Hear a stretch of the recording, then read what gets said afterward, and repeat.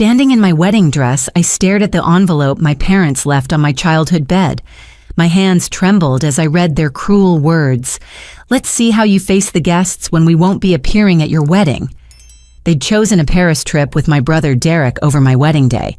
What they didn't know was that in 2 hours I'd be marrying into one of America's wealthiest families, and their absence would become the most publicized family scandal in Chicago. The morning sunlight filtered through my childhood bedroom window as I stood frozen, reading those words again and again. It was 6 o'clock on what should have been the happiest morning of my life. I had arrived at my parents' house in Lincoln Park, just as we had planned months ago, ready to share those precious, getting-ready moments with my mother and sister-in-law. Instead, I found myself alone in an empty house that echoed with silence. My wedding dress hung on the closet door, its delicate lace catching the light. I had bought it myself, saving for months from my non-profit salary, after my mother declared that wedding expenses were the bride's responsibility in modern times. Strange how she never mentioned that rule when they paid for Derek's third business venture or his law school tuition. I walked down the hallway to my parents' bedroom, my heels clicking against the hardwood floor. Their bed was perfectly made, no signs of a hurried departure. Opening their closet, I saw gaps where their suitcases usually sat. My mother's jewelry box was gone from the dresser. This wasn't some last-minute emergency. This was planned. Back in my room, I emptied the envelope with shaking fingers. $50 in cash tumbled onto my childhood quilt, along with their note written in my mother's perfect penmanship. The words blurred through my tears as I read them one more time. "Let's see how you face the guests when we won't be appearing at your wedding." My phone buzzed with a text from Sarah, my maid of honor. "On my way, can't wait to help you get ready." I couldn't bring myself to reply. How could I tell her that my family had abandoned me on my wedding day? The memories flooded back uninvited. Every Christmas when Derek's presents formed a mountain while mine fit in a single pile. Every parent-teacher conference they missed for my achievements, but attended religiously for Derek's struggles. The way my mother's face lit up when Derek entered a room while I received polite smiles and distracted nods. I had accepted it all, telling myself that parents love differently, not less. But this was cruelty I never imagined. I heard a car door slam outside and looked through my window. My elderly neighbor, Mrs. Chen, was retrieving her morning newspaper. She waved when she saw me, and something in her expression seemed odd, almost pitying. "Kathleen, dear," she called out when I opened the front door, "I have something you should see." She led me to her living room and pulled up her security camera footage on her tablet. "I couldn't sleep last night and noticed activity at your parents' house around 3 in the morning. I thought you should know."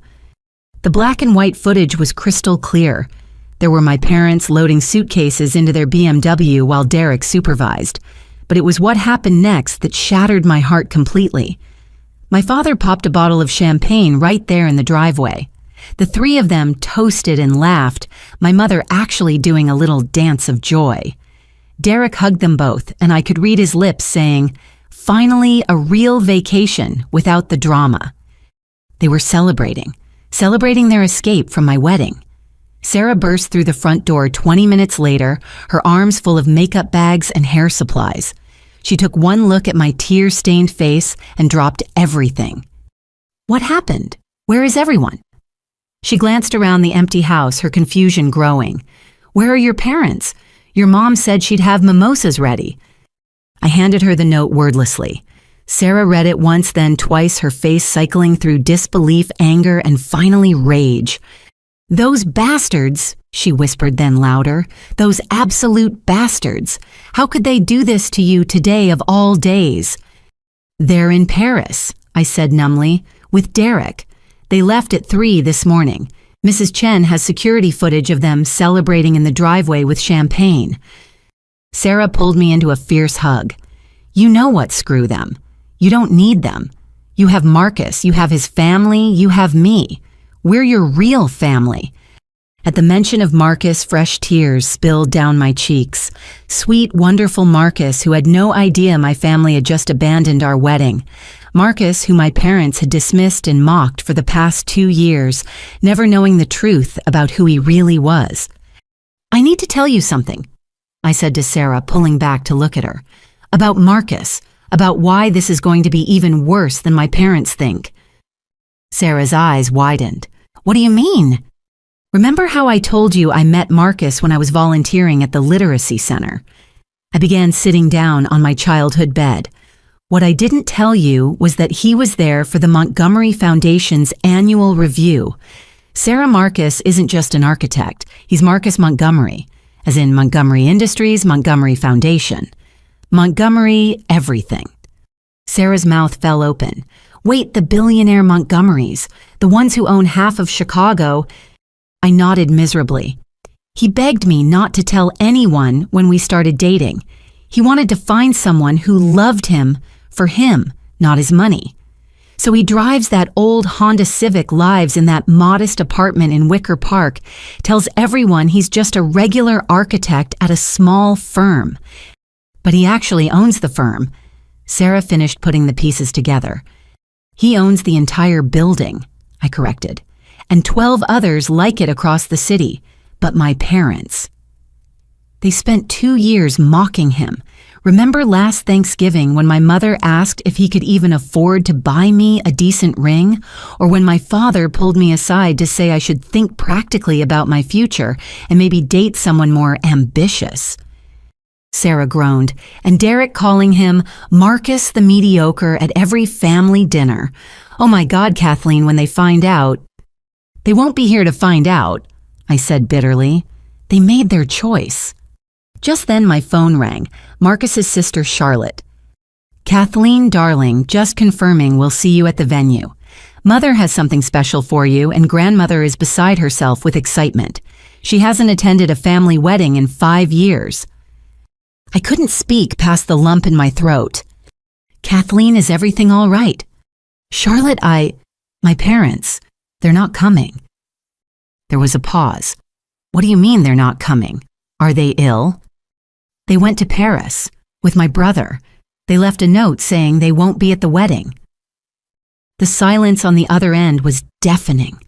Then Charlotte's voice came back, steel wrapped in silk. "I see. Well, that's their loss, isn't it? You have us now. We're your family. I'll see you at the venue and don't you worry about a thing. The Montgomerys take care of our own." After she hung up, Sarah was staring at me. "Did she just say grandmother, as in Eleanor Montgomery? The woman who single-handedly built the Montgomery Foundation into the largest charitable organization in the Midwest?" I nodded weakly. "She's 90 years old and hasn't left her estate for anything in 5 years, but she's coming to my wedding."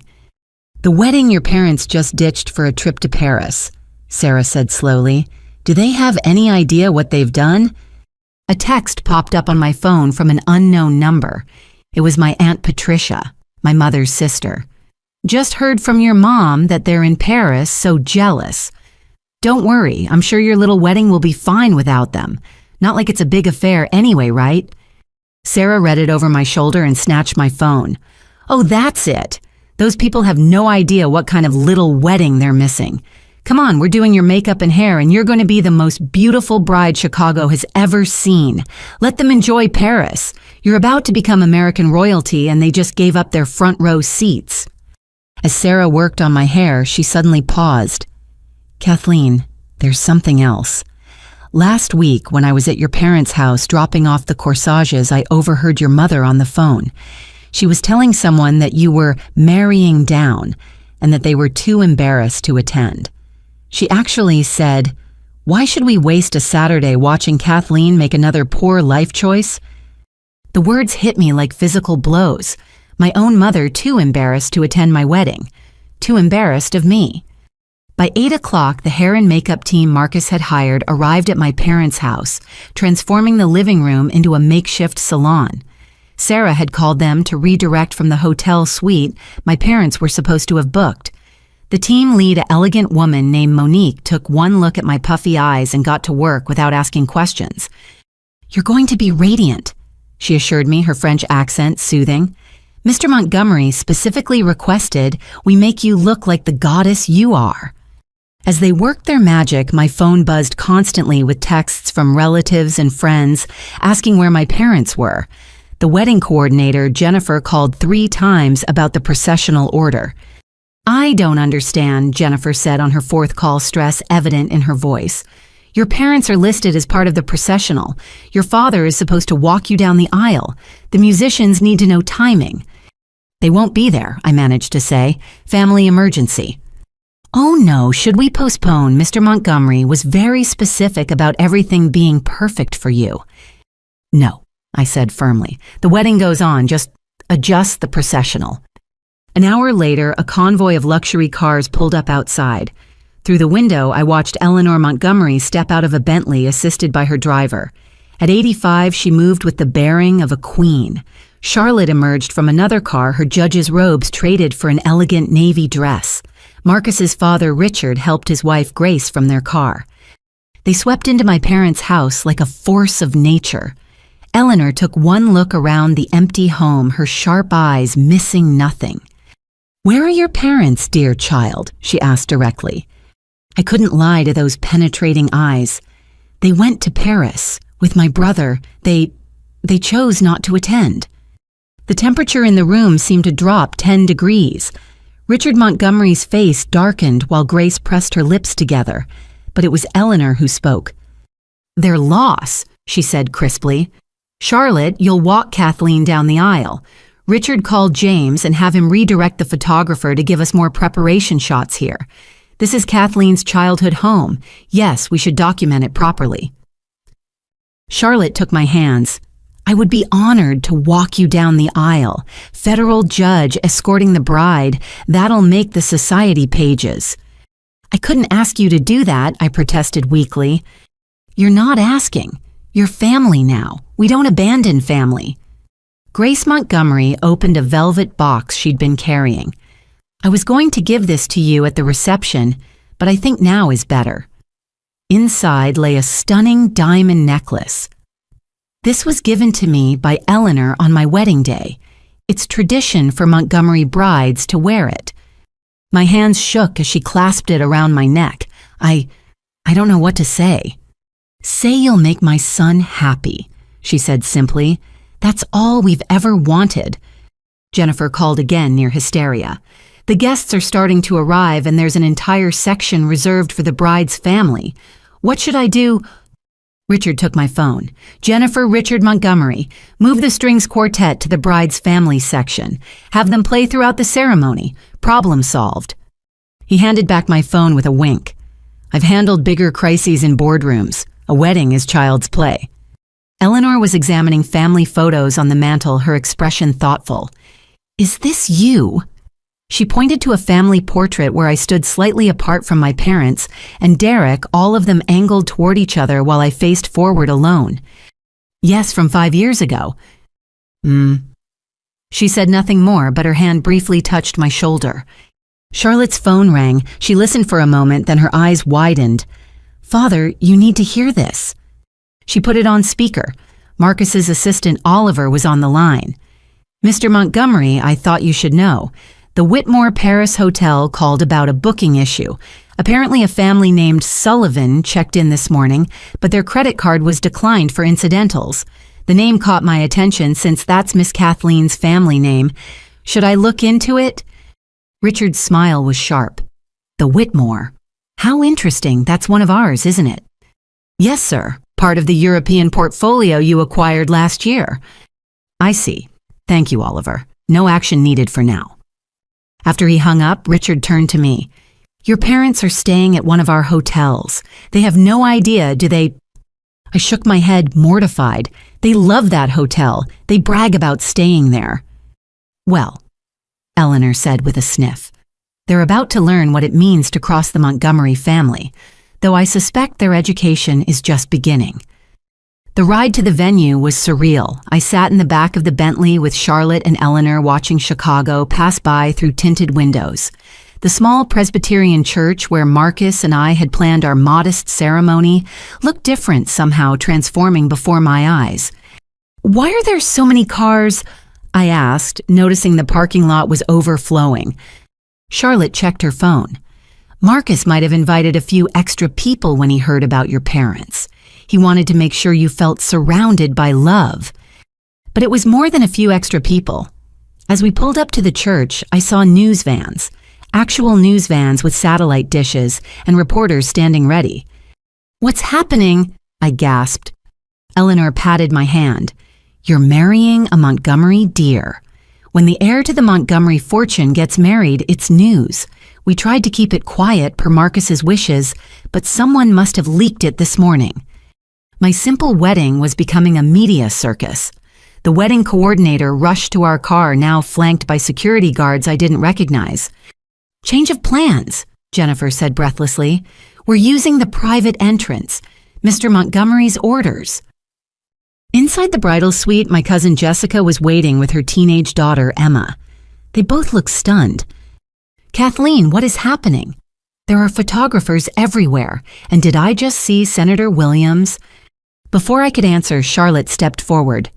"Yes, the senator is a family friend. Now, if you'll excuse us, the bride needs to finish preparing." But Jessica wasn't done. "Mom said Aunt Linda and Uncle Robert went to Paris today. How could they miss this?" She gestured vaguely at the chaos outside.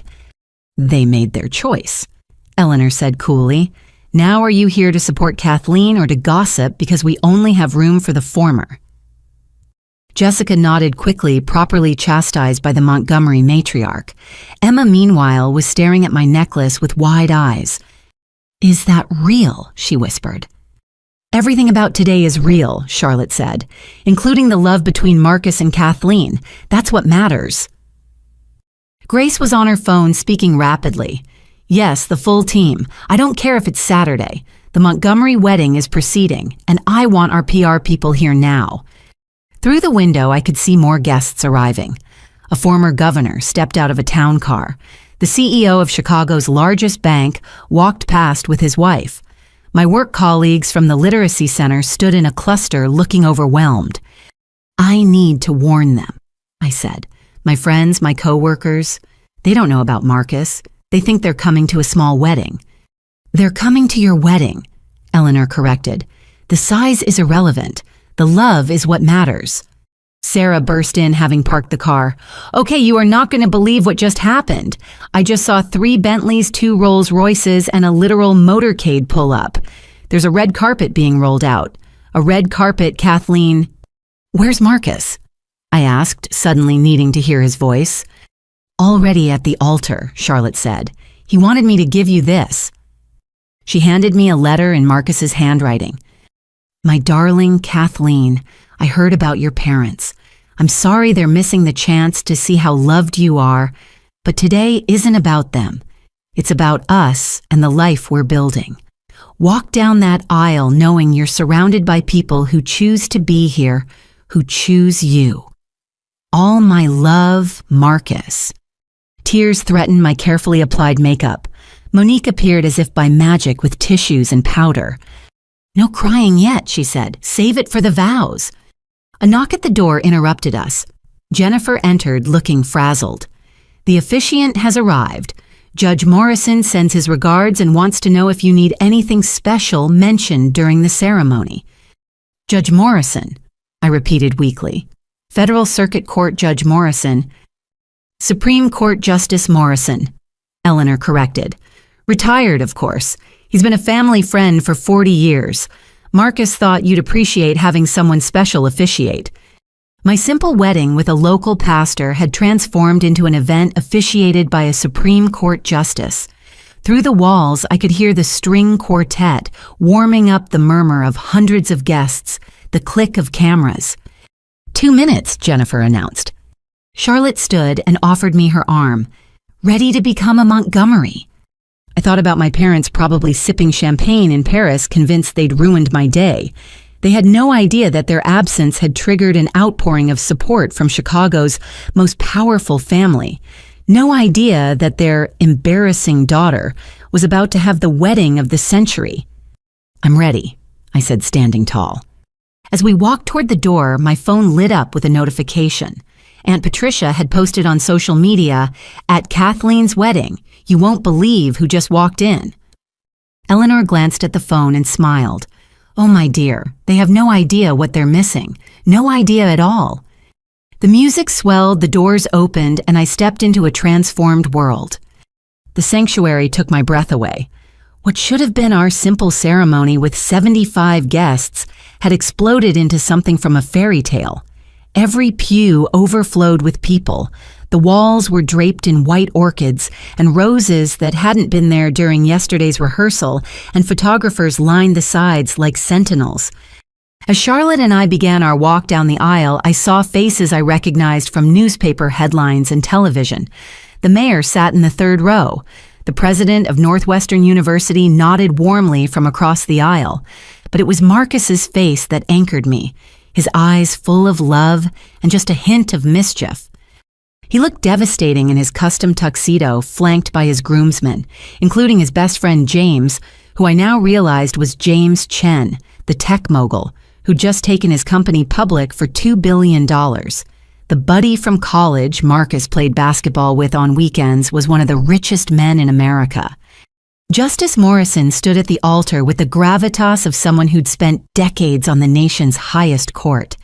As Charlotte placed my hand in Marcus's, she whispered, "Welcome to the family, sister." The ceremony itself was a blur of beautiful words and promises.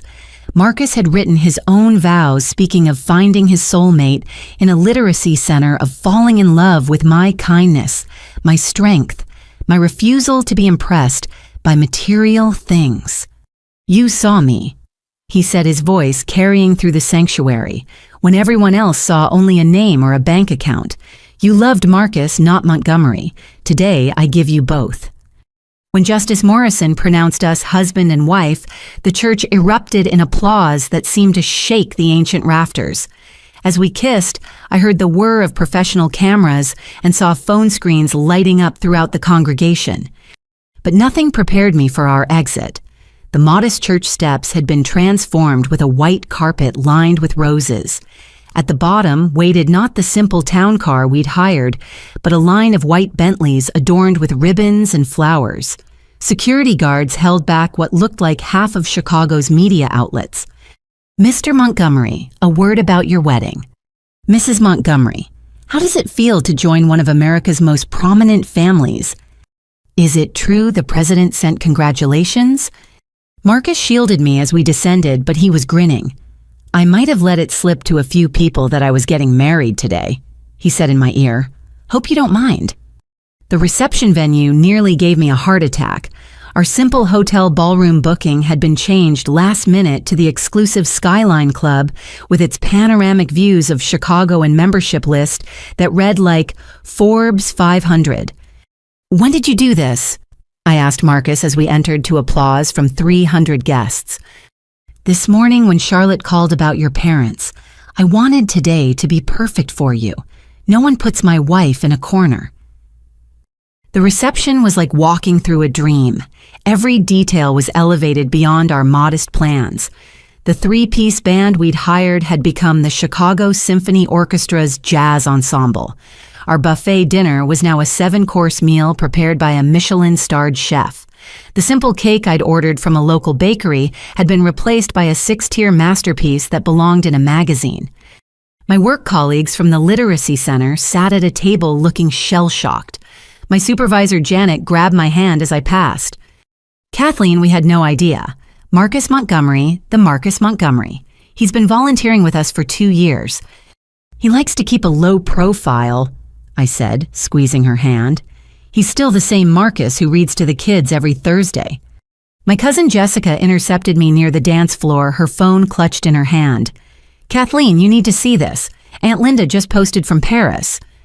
The photo showed my parents at a cafe raising champagne glasses. The caption read, "Perfect morning in Paris with our favorite son. Some things are worth missing." The wink emoji felt like a slap, but before I could react, Charlotte appeared at my elbow. "Don't give them the power to ruin this moment," she said quietly. "Look around you. Look at all these people who chose to celebrate with you." She was right. Everywhere I looked, I saw joy. Marcus's grandmother was holding court at her table, regaling senators and CEOs with stories. Grace Montgomery was dancing with my elderly great-aunt Mabel, who'd driven in from Iowa. Even my perpetually grumpy Uncle Stan was laughing at something Richard Montgomery had said.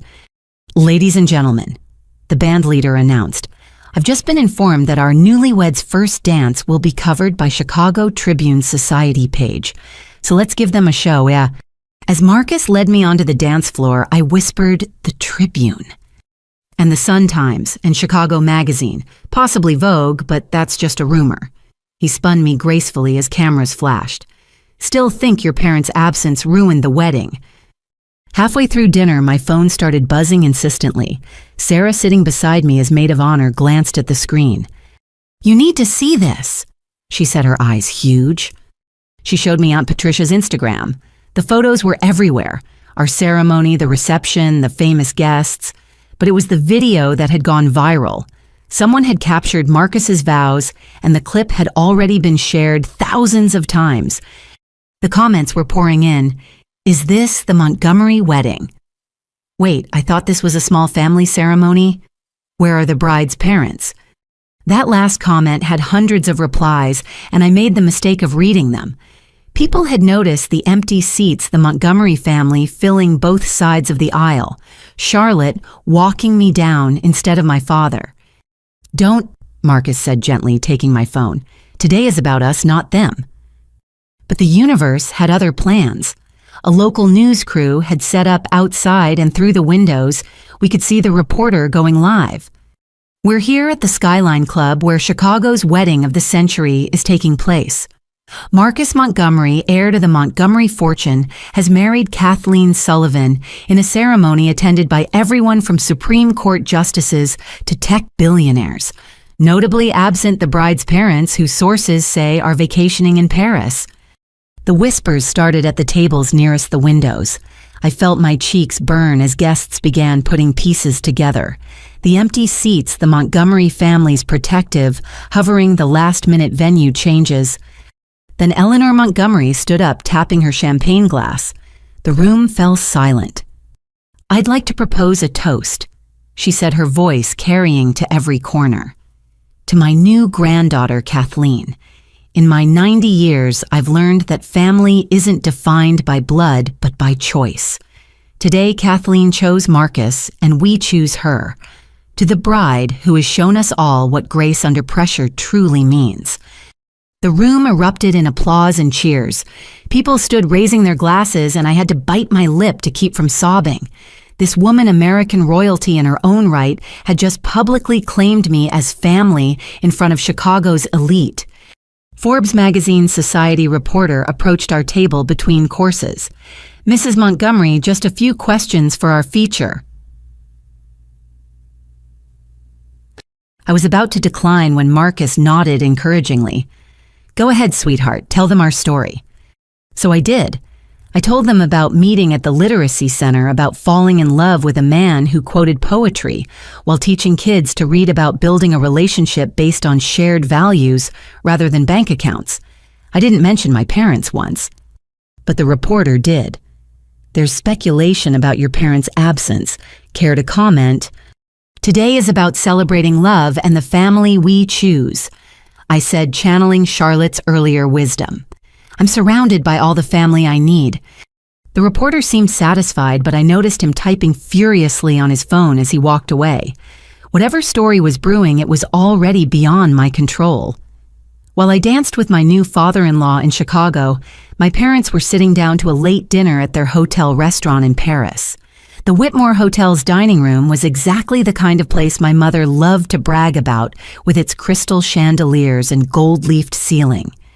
According to Derek, who would later drunkenly confess the whole story to a bartender in Paris, who happened to be American and very interested in the tale, my mother was taking photos of every course to post on social media.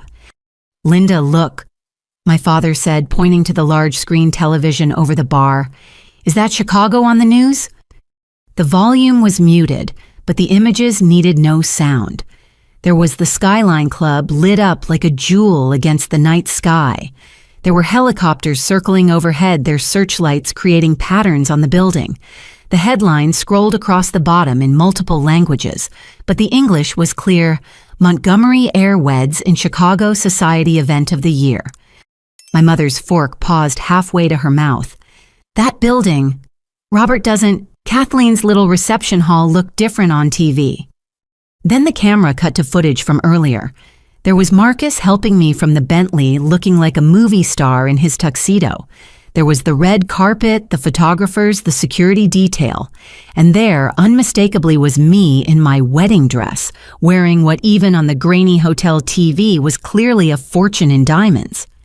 The fork clattered to my mother's plate. "Derek," she whispered. What did that caption say? Did it say, Montgomery? Derek, who had been posting his own smug updates about escaping family obligations for the City of Light, looked up from his phone. His face went white as he processed what he was seeing. The screen now showed a split image. On one side, a professional photo of Marcus from some charity gala. On the other, a candid shot of us from the reception dancing while surrounded by people Derek recognized, even from across an ocean. "Is that the mayor?" he choked out, and Judge Chen from the federal court. The French waiter approached with their wine selection, but my father waved him away, frantically pointing at the screen. "Turn it up, the volume s'il vous plaît." What they heard in the cultured tones of a BBC international correspondent changed everything. The surprise wedding of Marcus Montgomery, heir to a $3 billion fortune, has taken Chicago by storm this evening. The private ceremony became a public sensation when news leaked that the 32-year-old philanthropist had been secretly dating Kathleen Sullivan, a literacy advocate for the past 2 years. Sources close to the couple say Montgomery went to great lengths to hide his wealth during their courtship, even driving a decade-old Honda Civic to their dates. The wedding, attended by Supreme Court justices, senators, and business leaders, is being called the American Society Event of the Decade. Notably absent from the festivities were the bride's parents and brother, though the reason for their absence remains unclear. My mother's scream could be heard 3 tables away. She fumbled for her phone, hands shaking so badly she dropped it twice. 23 missed calls, she gasped, scrolling frantically. "Robert, I have 23 missed calls. From my sister, from the neighbors, from your boss." My father was already on his phone, watching his own missed calls pile up. His face cycled through confusion, disbelief, and finally horror as the implications hit him. "Linda," he said slowly, "Marcus drives a Honda Civic, that architect who we said wasn't good enough. Linda, what have we done?" Derek, meanwhile, had pulled up Google on his phone. His face was green as he read aloud, "Marcus Montgomery, net worth $2.8 billion. Heir to Montgomery Industries, chairman of Montgomery Foundation, named one of America's most eligible bachelors by Forbes. Dad, it says here he owns half of downtown Chicago." "Call her," my mother shrieked. "Call Kathleen right now." But I wasn't answering. While they huddled around Derek's phone in a Parisian restaurant, frantically trying to reach me, I was cutting my wedding cake with my husband, surrounded by people who actually wanted to be there. Derek tried first, then my mother, then my father. The calls came in rapid succession, a desperate symphony of ringtones I couldn't hear over the orchestra playing at my reception. "It's not going through," my mother wailed. "She's not answering." Derek, try again. By the time they'd made 20 calls between them, other diners were staring. The sophisticated Parisian atmosphere my mother had craved was shattered by their panic. Madame the maître d'hôtel approached carefully. "Perhaps you would be more comfortable continuing this in your room." But my parents were beyond caring about appearances. My father was calculating on his phone, trying to find immediate flights back to Chicago. "Everything's booked," he said desperately. "Every flight for the next 3 days. How is that possible?" Derek, still Googling, made another discovery. The Whitmore Hotel. "Dad, it says here, the Whitmore chain was acquired by Montgomery Industries last year. We're staying in Marcus's hotel." The irony wasn't lost on them.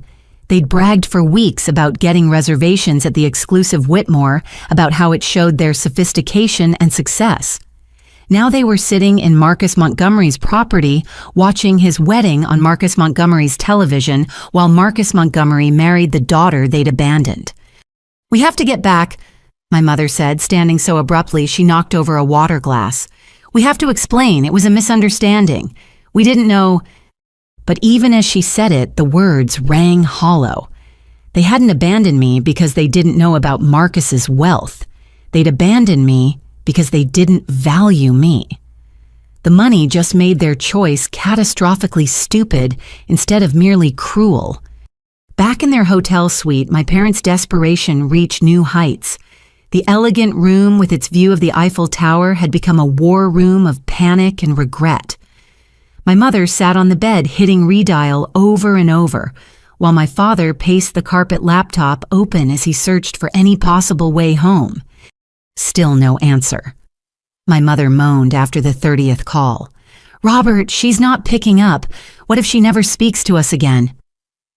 Linda stopped catastrophizing and helped me look for flights. My father snapped, though his own hands were trembling. There has to be something. People fly from Paris to Chicago every day. Derek was slumped in a chair, his phone buzzing constantly with messages from friends who'd seen the news. Jessica just texted. She says the reception is at the Skyline Club. "Do you know how impossible it is to get in there? I tried to book it for a client dinner once and they laughed at me." "I don't care about the damn venue," my father roared.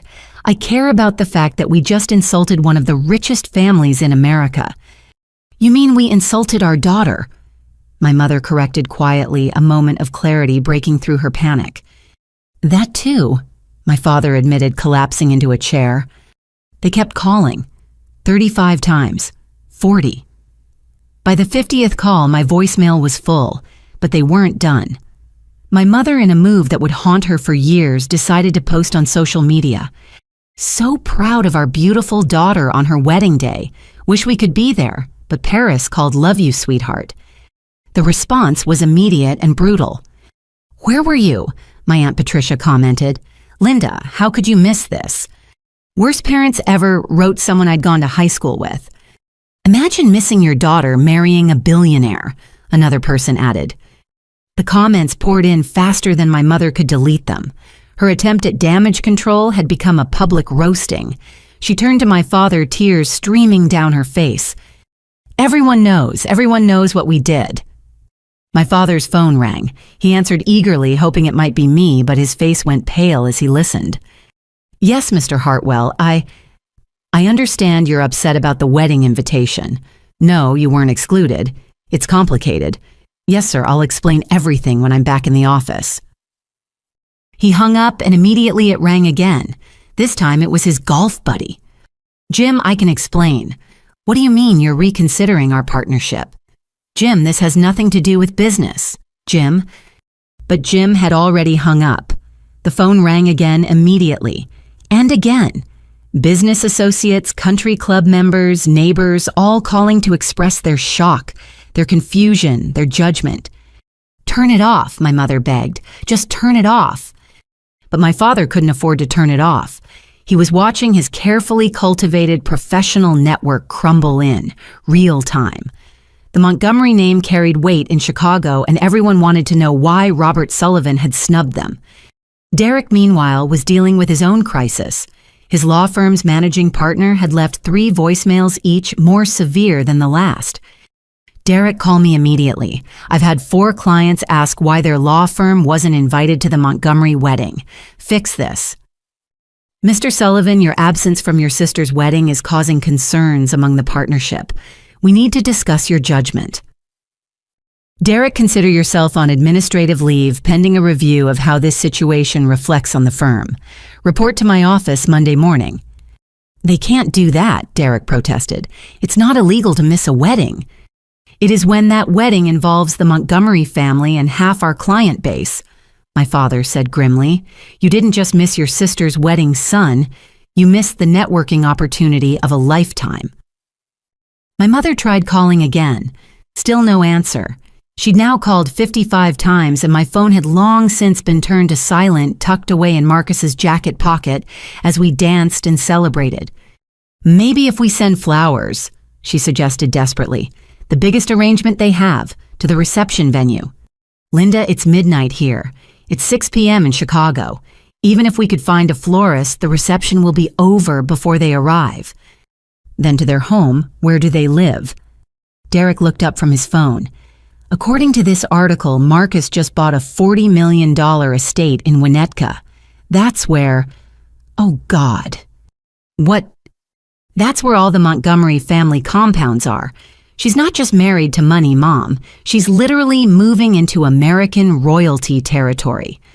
My mother let out a wail that probably disturbed every guest on their floor. She grabbed her phone and tried one more time. Call number 60. Still no answer. "We have to go home," she said, "right now, tonight." "I told you everything's booked," my father repeated. "Then we'll go to the airport and wait on standby. We'll take a train to London and fly from there. We'll rent a private jet if we have to." "With what money?" my father asked bitterly. "We spent our savings on this trip, remember? The trip that was more important than our daughter's wedding." The hotel room phone rang, cutting through their argument. My father answered warily. "Mr. Sullivan, this is the front desk. I'm calling to inform you that there's been an issue with your credit card on file. It appears to have been declined for the incidental charges. Could you please provide another form of payment?" My father's blood ran cold.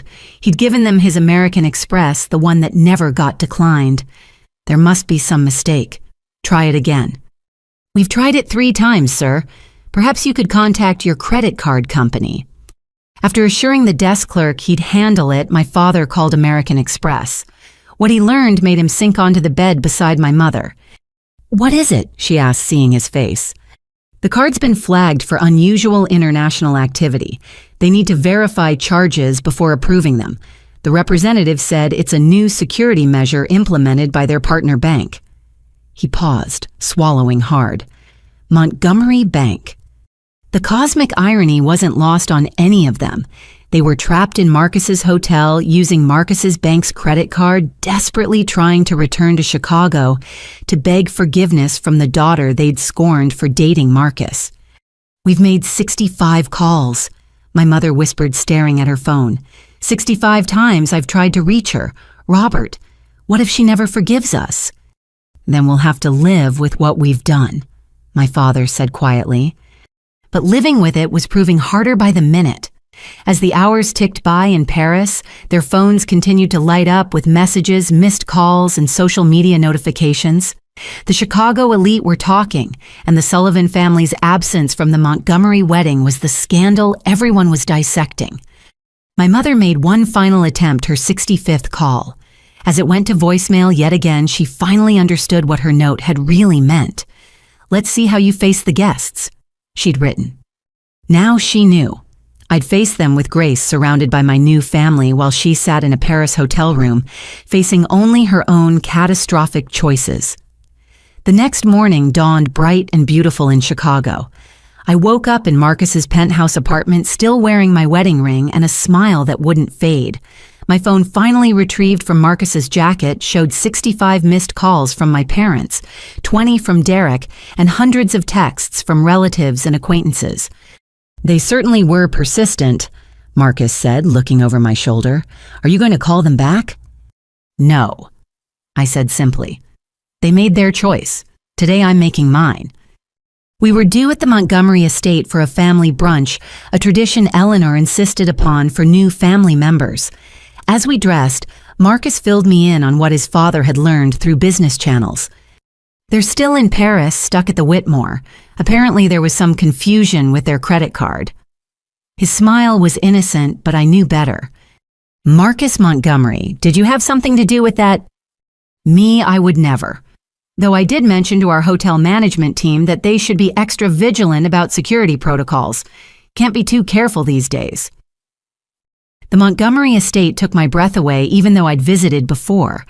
The sprawling Winnetka property looked like something from a movie with its manicured gardens and lake views. But now, it wasn't just Marcus's family home, It was my family home. Eleanor greeted us at the door herself, dismissing the staff with a wave. "Kathleen, darling, how are you feeling this morning? Ready to officially join the chaos?"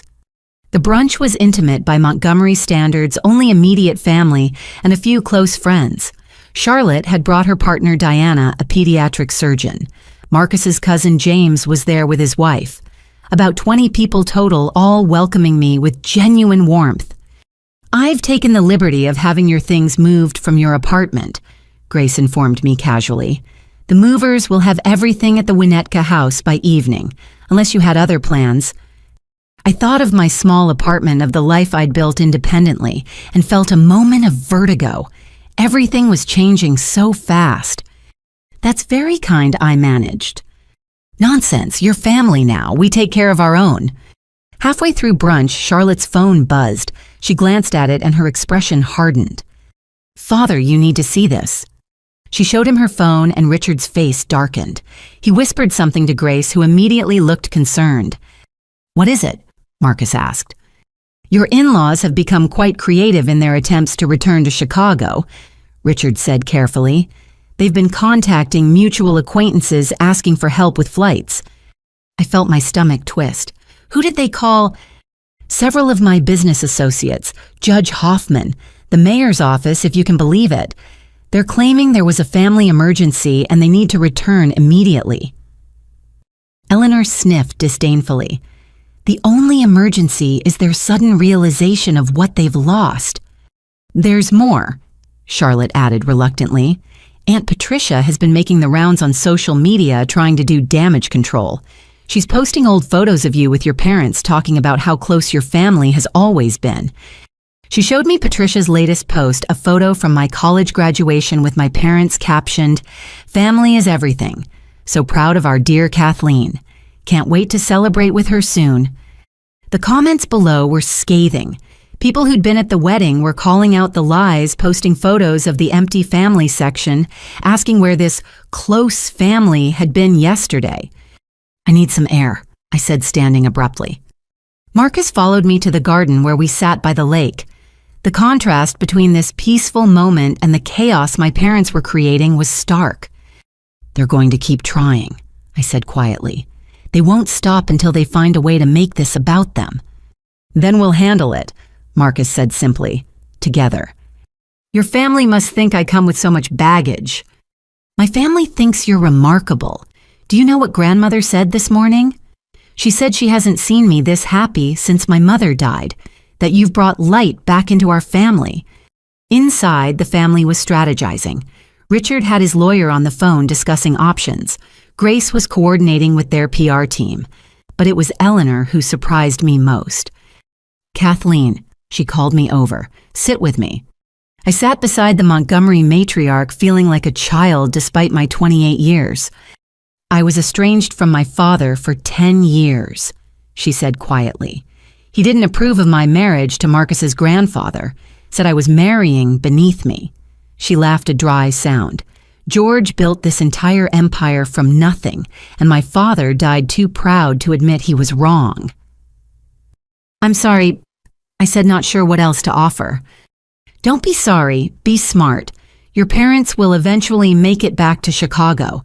They'll show up at your door with tears and apologies and expectations of forgiveness. The question is, what do you want?" I thought about it, really thought about it. I want them to understand that they can't hurt me anymore, that their approval or disapproval doesn't define my worth. Eleanor nodded approvingly. "Good, then we'll make sure that's exactly what happens." The rest of the brunch passed peacefully, but I could see the Montgomery machine working in the background. Calls were made, plans were laid. This family didn't just react to problems, they anticipated and neutralized them. As we were leaving, my phone buzzed with a text from an unknown number. It was a screenshot from someone at my father's company. An internal email had gone out announcing that Robert Sullivan would be taking some personal time to address family matters. "They're already feeling the consequences," Marcus noted, reading over my shoulder. But I didn't feel vindicated, just sad. They'd created this situation entirely on their own, and now they were paying the price. That evening, as movers efficiently transferred my life from my small apartment to the Winnetka estate, I found the photo album my mother had made for my high school graduation. Page after page of family photos, but looking at them now, I could see what I'd been blind to before. In every photo, I stood slightly apart. In every group shot, my parents angled toward Derek. The evidence had always been there. I closed the album and handed it to the movers. "This can go in storage," I said. Marcus appeared with a glass of wine and a gentle smile. "Charlotte called. Your parents made it to London. They're trying to book a flight from there." "How long before they make it back?" "Richard's estimate 2 days minimum, 3 more likely." 3 days. I'd been married for less than 24 hours and already my new life felt more real than the 28 years that came before. "When they get here," I said slowly, "I don't want to see them. Not yet. Maybe not ever." "Then you won't," Marcus said simply. "Security has already been briefed. The estate is private property. They won't get past the gates unless you want them to." I thought of my parents frantically making their way back to Chicago, burning bridges with their desperation. They'd spent my entire life making me feel secondary, optional, disposable. Now they were learning what it felt like to be on the outside, looking in at a life they could have been part of. "Your grandmother was right," I said. "Family isn't about blood, it's about choice." "And we choose you," Marcus said, pulling me close. "Every day we'll keep choosing you." As the sun set over Lake Michigan, painting the sky in shades of pink and gold, I stood in my new home, surrounded by boxes of my old life. Somewhere over the Atlantic, my parents were desperately trying to undo their choices. But here, in this moment, I was finally exactly where I belonged. Monday morning arrived with all the force of a Midwest summer storm. The wedding coverage had exploded over the weekend with society blogs and news outlets picking up the story of the Montgomery heirs' surprise nuptials. But it was the family drama that really captured attention. I was sitting in the breakfast nook of our Winnetka home, marveling at how natural it felt to call it our home, when Marcus came in with his tablet. "You might want to see this," he said, though his expression suggested maybe I didn't. The Chicago Tribune Society page had run a full feature, "The Wedding That Shocked Chicago High Society." But it was the subtitle that made my heart sink, "Montgomery Heir Marries Despite Family Abandonment." The article was surprisingly well-researched. They'd interviewed wedding guests, tracked down the Paris hotel where my parents had posted their champagne photos, even found Derek's smug social media posts about escaping family obligations. The journalist had painted a devastating picture of parents who chose vacation over their daughter's wedding, only to discover they'd missed their chance at connecting with one of America's most powerful families. "I didn't want this to be about them," I said, pushing the tablet away. "It's not," Marcus assured me. "Look at the last paragraph." I read it aloud. "Despite the family drama sources close to the couple say the new Mrs. Montgomery handled the situation with remarkable grace. She didn't let it ruin her day," one guest observed. "If anything, it showed everyone exactly what kind of person she is, someone who rises above petty cruelty and chooses joy instead." "See, you're the heroine of this story, not the victim." Charlotte arrived an hour later with a security briefing that made my head spin. Apparently, reporters had been trying to track down my parents' return flight information. 3 different news outlets had requested interviews with me. Someone had even started a Twitter hashtag, "We're Weddinggate Chicago." "It'll die down in a few days," Charlotte assured me. "Something else will capture their attention. Though you should know Mother has been fielding calls all morning from various charity boards wanting to know if you'll be taking an active role in the Montgomery Foundation." "I hadn't thought about it," I admitted. "Well, start thinking. You're not just married to Marcus. You're a Montgomery now. That comes with opportunities and responsibilities." She was right, of course. I'd been so focused on my family's betrayal that I hadn't fully processed what joining the Montgomery family meant beyond the wealth and status. Marcus sensed my overwhelm. Which is why, he announced, we're leaving for our honeymoon this afternoon. This afternoon, but I thought we weren't going until next week. Change of plans. The jet's ready, the island's waiting, and frankly, I think we both need some time away from the circus.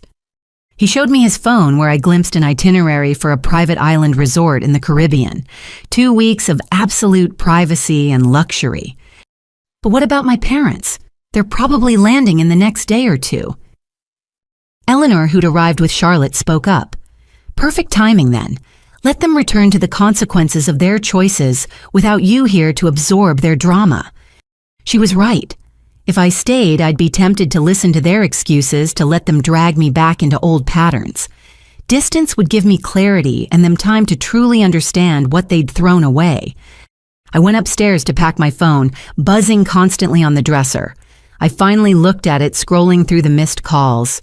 65 from my mother, 20 from Derek, 15 from my father. Various numbers from aunts, uncles, cousins, all suddenly interested in reconnecting. But it was a text from my former coworker that caught my attention. Your mom just called the Literacy Center asking for your new address. Janet didn't give it to her but thought you should know. They were already trying to track me down, and they weren't even back in the country yet. A knock on the bedroom door interrupted my packing. Grace Montgomery entered with a sleek travel bag. I took the liberty of having some resort wear delivered, she said, unzipping the bag to reveal designer sundresses and swimsuits. Consider it a wedding gift. Grace, this is too much. Nonsense, you're my daughter now, let me spoil you a little. She sat on the bed watching me fold clothes. Can I give you some advice? I nodded. When Richard and I were first married, his family was against it. I was new money, you see. Texas Oil. They were old Chicago society. The first year was brutal. Every family gathering, every charity event, I could feel their judgment. She smiled at the memory, but Richard chose me. Every day he chose me.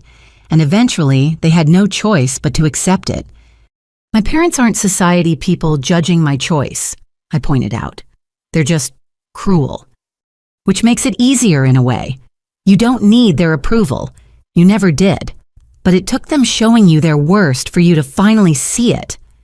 Downstairs, Marcus was coordinating our departure with military precision. The jet would take us to a private airstrip where a boat would ferry us to the island. No flight manifests for reporters to track, no hotel registrations to leak. Your phone, he said, holding out his hand. You won't need it where we're going. I hesitated. Those 65 missed calls felt like a weight in my pocket. They can wait, he said gently. You've waited your whole life for them to prioritize you. 2 weeks won't kill them. I handed over the phone, feeling suddenly lighter. Charlotte drove us to the private airport, filling the ride with tactical advice. Security knows not to give out any information. The house staff has been briefed. If your parents show up at the estate, they'll be politely but firmly turned away. And if they make a scene, then they'll be escorted off the property by local police. Father's already had a word with the chief. The Montgomerys didn't just have money, they had infrastructure, systems in place to protect their own, and I was their own now. At the airport, Marcus's assistant Oliver was waiting with a final briefing. Sir, Mrs. Sullivan, there's been a development. The Tribune received a tip that Mr. and Mrs. Sullivan Sr. are on a flight landing tonight. They're planning to meet them at the airport. From who? I asked, though I suspected the answer. Your Aunt Patricia, we believe. She's been quite active on social media, suggesting she's coordinating the family reconciliation. Of course she was. Patricia loved drama almost as much as she loved being at the center of it. Thank you, Oliver, Marcus said calmly. Please ensure our PR team is aware, and Oliver, make sure the Tribune knows we're unavailable for comment as we're enjoying our honeymoon. The pointed message would be clear while my parents scrambled to return and save face. Marcus and I were moving forward with our lives. As we boarded the sleek private jet, I marveled at how different this was from the honeymoon we'd originally planned.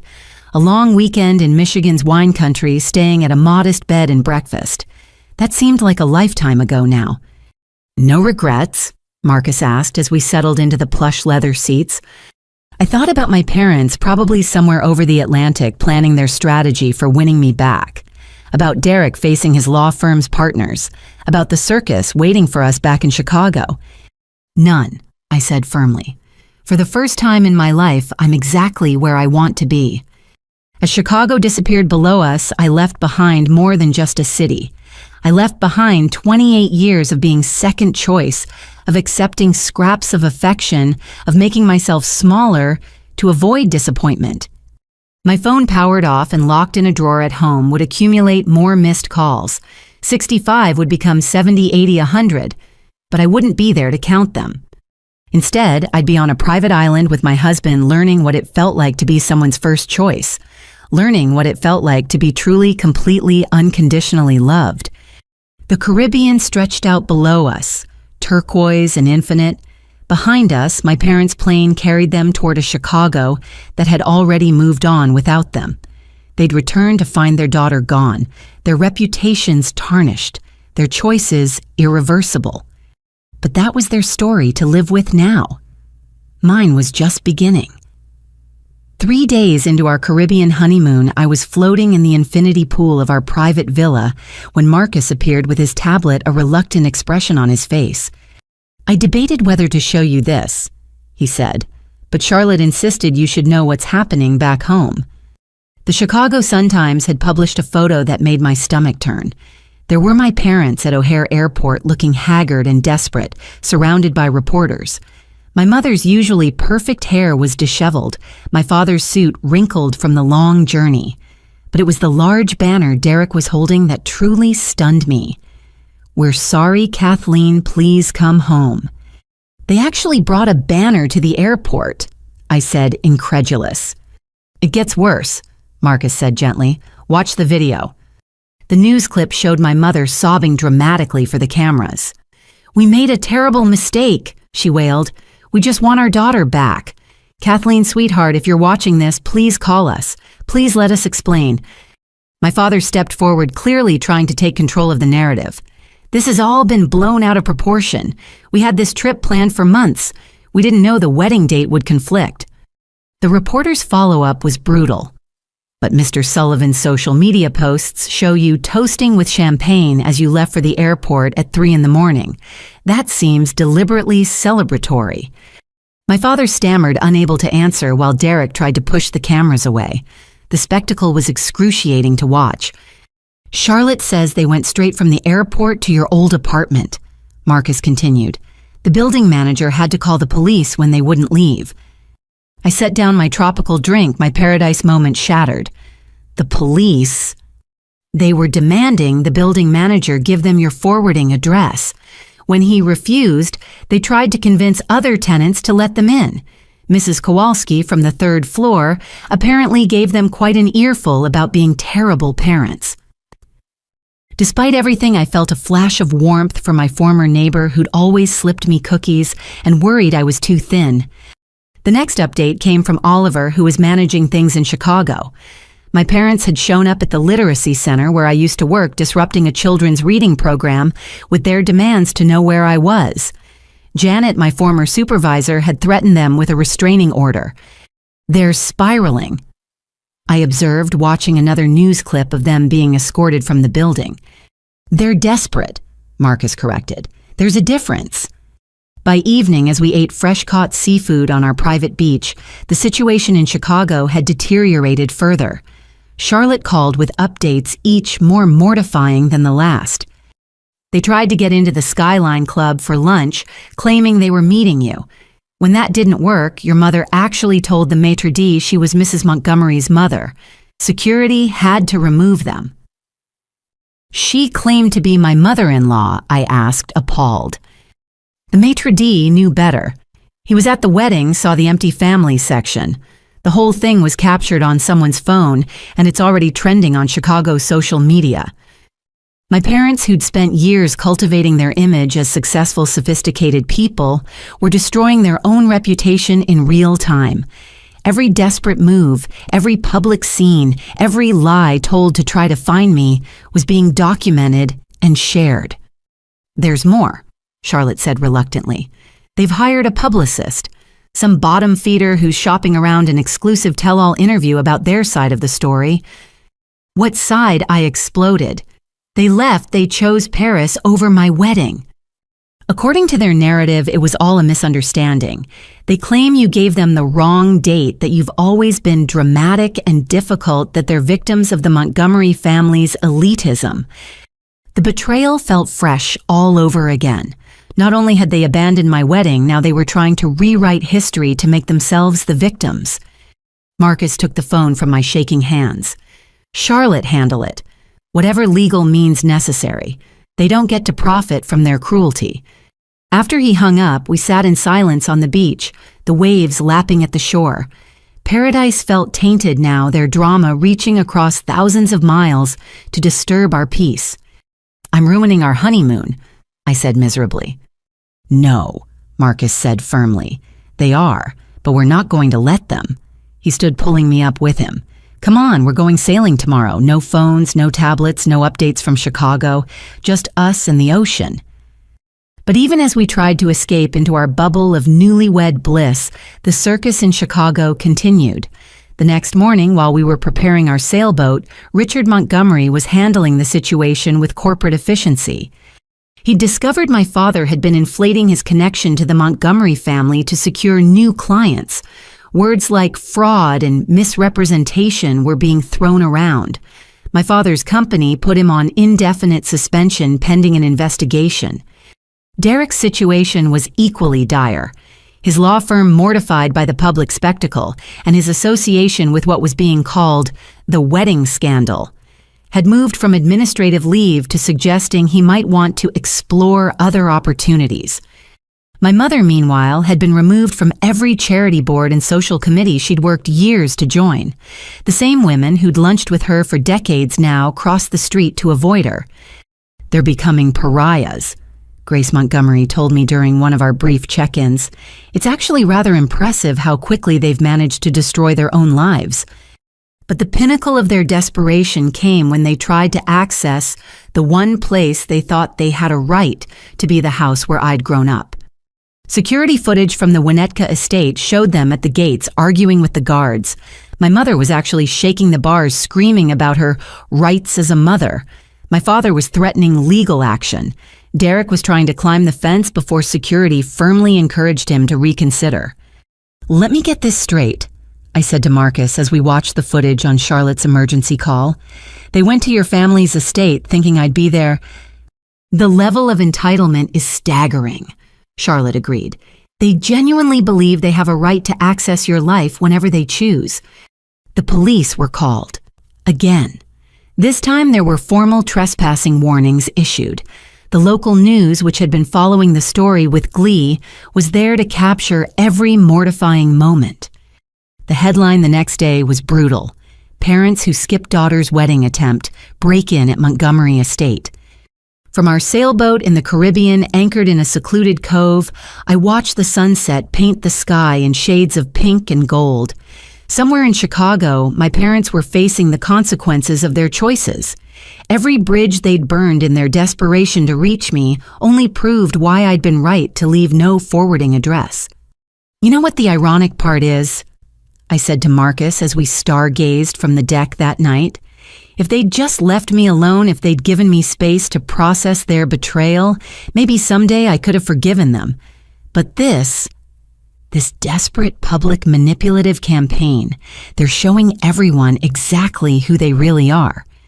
Who they've always been, Marcus corrected gently. You just see it clearly now. A shooting star streaked across the sky and I didn't make a wish. For the first time in my life, I had everything I needed. Let my parents exhaust themselves against the walls the Montgomerys had built around me. Let them taste the rejection they'd served me my whole life.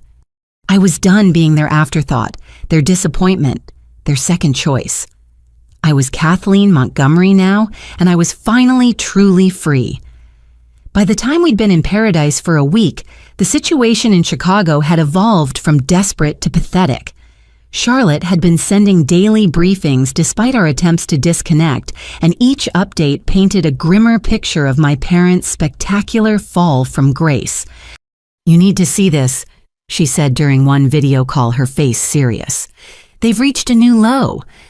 The Chicago Society magazine, a glossy publication that covered the city's elite, had published a devastating expose. The cover story, titled "The Parents Who Missed the Wedding of the Century," included interviews with dozens of people who'd witnessed my parents' behavior over the years. Former friends revealed how my mother had bragged about their Paris trip for months, specifically mentioning how it was more important than some little family event. Co-workers of my father shared how he'd complained about the waste of money. My wedding would be how he'd said I was marrying beneath me anyway. But it was Derek's interview that shocked me most. My brother, in what appeared to be a desperate attempt to save his own career, had thrown our parents under the bus completely. I tried to tell them, he was quoted as saying, I said we should at least make an appearance at Kathleen's wedding. But my mother was determined to make a point. She said Kathleen needed to learn that the world didn't revolve around her. The magazine had done their research thoroughly. They'd found photos from every family event where I'd been sidelined, Christmas cards where I was positioned at the edge, barely in frame, my graduation photos where my parents were checking their phones. The pattern was undeniable and now publicly documented. This is humiliating for them, I said, scrolling through the digital edition on Marcus's tablet. This is accountability, Charlotte corrected, something they've apparently never faced before. The social destruction was swift and complete. My mother's book club didn't just remove her, they issued a statement distancing themselves from her values and behavior. The country club my father had spent years cultivating membership to send a formal letter suggesting he might be happier elsewhere. Their neighbors in Lincoln Park, people who'd smiled and waved for decades, now actively avoided them. Someone had even started a petition to have them removed from the neighborhood watch committee, citing character concerns. Marcus found me on the beach one afternoon, staring at the waves with tears streaming down my face. I didn't want this, I said as he sat beside me. I just wanted them to love me, or at least pretend convincingly. You didn't cause this, he reminded me. Every consequence they're facing is a direct result of their own choices. Not just missing the wedding, but years of treating you as less than. He was right, but it didn't make watching their destruction any easier. These were still my parents, the people who'd raised me even if they'd done it badly. Some part of me, probably the part that would always be that little girl seeking their approval, felt guilty. Eleanor called that evening with her trademark directness.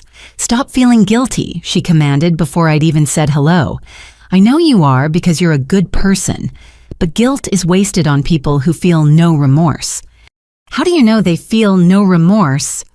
Because remorseful people apologize and change. They don't hire publicists and try to break into private property. Your parents are only sorry they're facing consequences, not sorry for what they did. She was right, of course. Every action they'd taken since returning from Paris had been about them. Their reputation, their image, their access to the life they thought they deserved. Not once had they simply said, "We were wrong and we're sorry," without qualifiers or excuses. The next day brought fresh humiliation for them. Derek's law firm officially terminated his employment, citing actions incompatible with the firm's values. The legal community in Chicago was small and gossipy. Everyone knew why he'd been fired. My father's situation was equally grim. Not only was he suspended from his job, but several major clients had pulled their accounts, specifically citing his poor judgment and questionable ethics as reasons for severing ties. He built that client list for 20 years, I murmured, reading the update. And destroyed it in 2 weeks, Marcus observed. That takes talent. My mother, who hadn't worked in 15 years thanks to my father's income, was now frantically applying for jobs. But who would hire someone whose public meltdown was still trending on social media? Videos of her shaking the gates of the Montgomery estate had become a meme with captions like, "When you realize you played yourself," and "Missing your daughter's wedding priceless," finding out she married a billionaire karma. The financial pressure was mounting for them. Legal fees from their various stunts, the loss of income, the Paris trip they'd charged to credit cards they could no longer pay off. The life they'd built on appearances and social climbing was crumbling. "They're going to lose the house," Charlotte informed us during another call. "My sources at the bank say they're already behind on payments." The Lincoln Park house, where I'd grown up, where they'd hosted dinner parties to impress people who now wouldn't return their calls, would soon have a foreclosure notice. It should have felt like justice. In many ways it did. But it also felt hollow. All I'd wanted was parents who chose me, who showed up for me, who loved me the way parents should love their children. Instead, I got this, a public spectacle of their selfishness and its consequences. A week later, as our honeymoon neared its end, one final piece of news reached our island paradise. The tell-all interview my parents had tried to shop around had been rejected by every outlet. Not because the media had suddenly developed ethics, but because the Montgomery legal team had made it clear that any publication running lies about their family would face swift and devastating legal action. "We protect our own," Richard had said simply when asked about it. My parents' last attempt at controlling the narrative had failed. They were left with nothing but the wreckage of their choices. No daughter to manipulate, no social status, to maintain no financial security to cushion their fall. From my lounge chair on the beach, I raised a glass of champagne. The good kind, not the cheap stuff they'd toasted with at 3 a.m. as they abandoned me. "What are we toasting?" Marcus asked, joining me with his own glass. "New beginnings," I said, "and the family we choose." As we clinked glasses, I made a decision. When we returned to Chicago, I wouldn't hide from the drama. I'd face it head-on with the support of my new family. My parents could exhaust themselves against the life they'd excluded themselves from. I had better things to do than watch them self-destruct. I had a life to build, a marriage to nurture, and a family who'd chosen me when my blood relatives couldn't be bothered. Their social destruction was complete, but my construction of a new life was just beginning. Our last day in paradise was interrupted by what Charlotte called the most pathetic attempt at manipulation yet. My parents, having exhausted every private avenue to reach me, had decided to go fully public with their campaign for forgiveness. They've hired Bradley Sterling. Charlotte said naming Chicago's most notorious crisis management publicist, the man who tried to rehabilitate that embezzling alderman's image last year. I was back on the beach, toes in the sand, when Marcus brought out his laptop to show me the live stream. Against my better judgment, I watched. My parents sat on a set that looked like a low-budget morning show with Bradley Sterling beside them like a discount therapist. My mother had clearly been styled for maximum sympathy.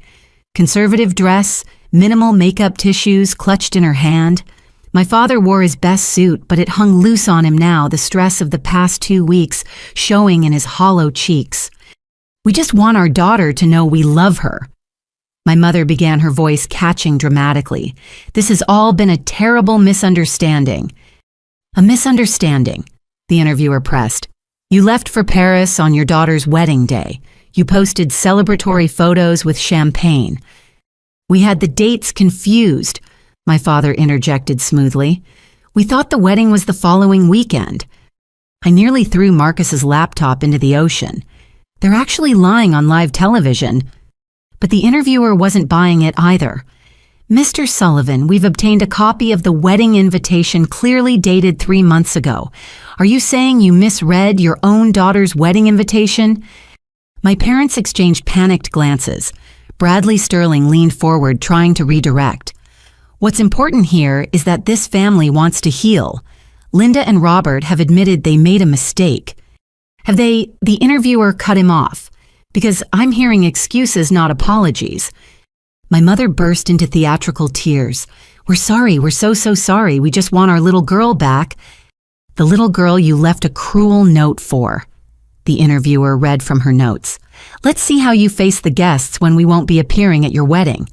That doesn't sound confused about dates. That sounds deliberate. The interview was a disaster. Every attempt to spin the narrative fell apart under basic questioning. When my father tried to claim they'd always supported my relationship with Marcus, the interviewer produced screenshots of Derek's social media posts mocking Marcus the mediocre. That was taken out of context, Derek said weakly from his seat beside them. What context makes calling your sister's fiancé mediocre acceptable? The interviewer shot back. But the true revelation came near the end when the interviewer asked about their current situation. Is it true you're facing foreclosure on your home? My mother's face crumbled. My father's mask of control finally slipped. Our financial situation is temporary, he said stiffly. Once this misunderstanding with Kathleen is resolved, you mean once you have access to the Montgomery fortune, the interviewer suggested.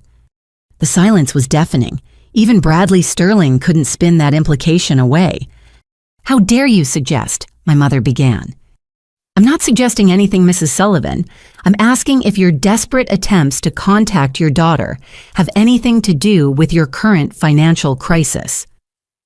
We love our daughter, my mother wailed. You loved Paris more on her wedding day, the interviewer said flatly. The interview ended with my parents being hustled off the set by Bradley Sterling, who looked like he was reconsidering his career choices, but the damage was done.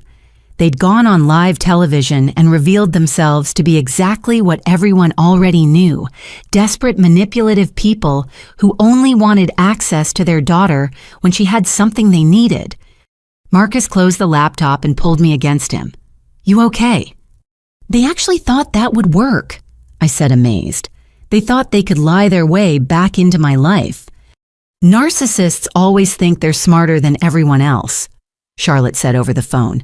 But the internet is forever. People have receipts. And oh, did they have receipts? Within hours, social media had exploded with fact-checking their interview. Wedding guests posted photos of the empty family section. The neighbors' security footage of them celebrating with champagne at 3 a.m. went viral again. Someone even found the receipt from their Paris hotel booking made 3 weeks before my wedding date was set. But it was my former colleagues from the Literacy Center who delivered the most damning evidence. Janet, my former supervisor, posted a statement.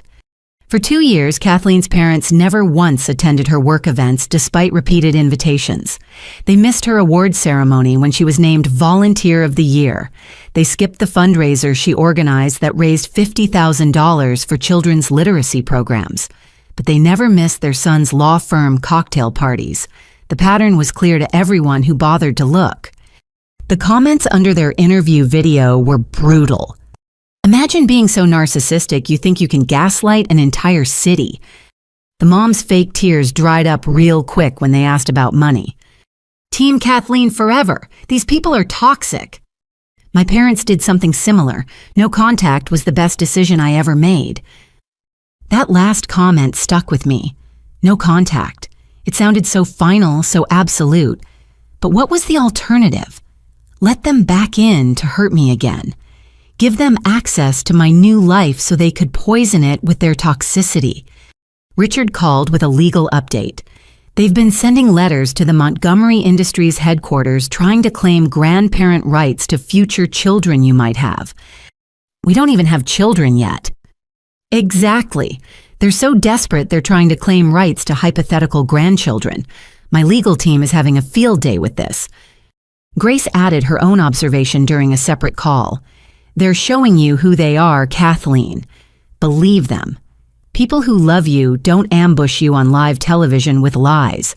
They don't try to manipulate public opinion to force you into contact. She was right. Every action they'd taken since returning from Paris had been about control, not love. They wanted access to my life, not a relationship with me. They wanted the benefits of being connected to the Montgomery family without having done any of the work of being an actual family to me. That night, as Marcus and I packed to return to Chicago, I made a decision. I want to release a statement, I told him. One time, my words, my truth, then I'm done talking about them.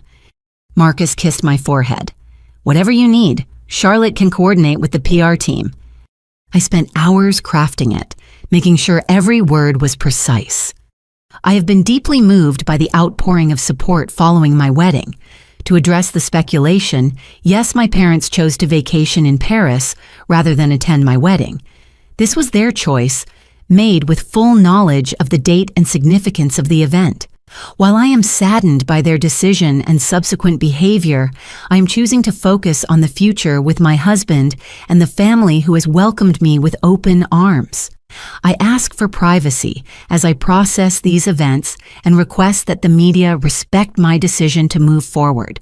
I will not be discussing this matter further. Short, clear, and final. No room for misinterpretation or manipulation. Charlotte released it the morning we flew back to Chicago. By the time we landed, it had been picked up by every major outlet. The public response was overwhelmingly supportive. My parents predictably tried to respond with their own statement, but no reputable outlet would run it after their disastrous interview. They were left posting on social media to dwindling followers, most of whom were only watching for the continued train wreck. As we drove through the gates of the Montgomery estate past the security my parents had tried to breach, I felt something settle in my chest. This was my home now. These were my people, and no amount of public manipulation could change that. My parents had made their final plea, and it had failed spectacularly. They'd shown the world exactly who they were, and the world had judged accordingly. There would be no reconciliation because there was nothing to reconcile. You can't repair a relationship that never existed. I was done being their prop, their afterthought, their plan B when plan A fell through. I was Kathleen Montgomery, and I was finally, truly, completely free. 6 months after the wedding, autumn had painted Chicago in brilliant shades of gold and crimson. From my office at the Montgomery Foundation, where I'd taken on the role of Director of Literacy Initiatives, I could see the city stretching out below, vibrant and alive. The drama of the summer felt like a lifetime ago, though its echoes still occasionally surfaced. Charlotte knocked on my door, entering with a thick manila envelope. "This requires your attention," she said, her expression carefully neutral.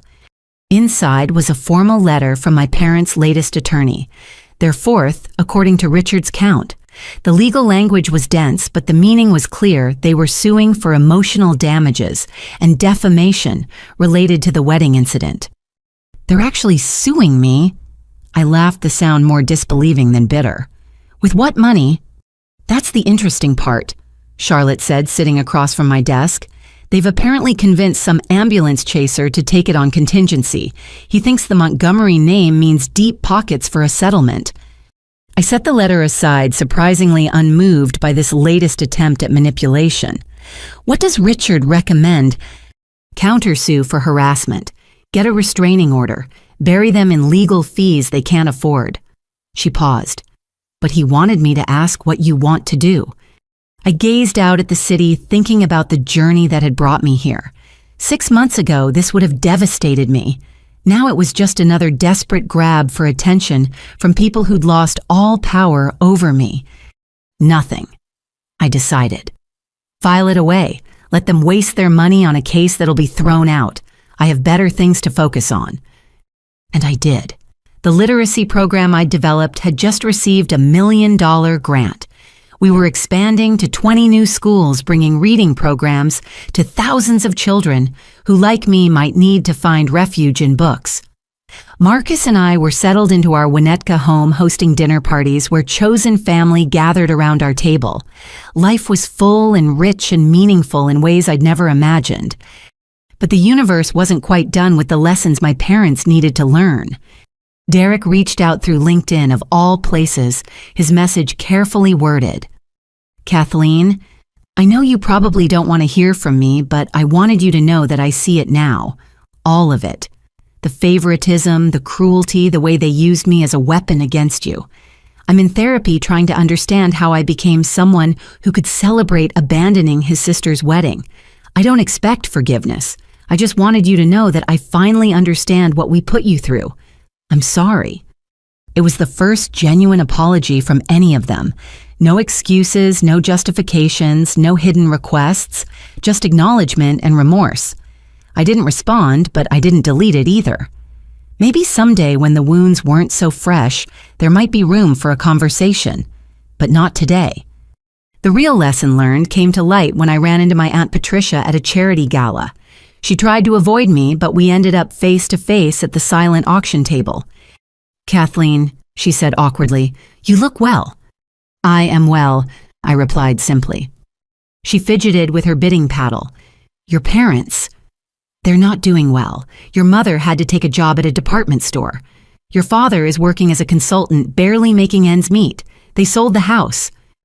"I'm aware." "They've learned their lesson," she pressed.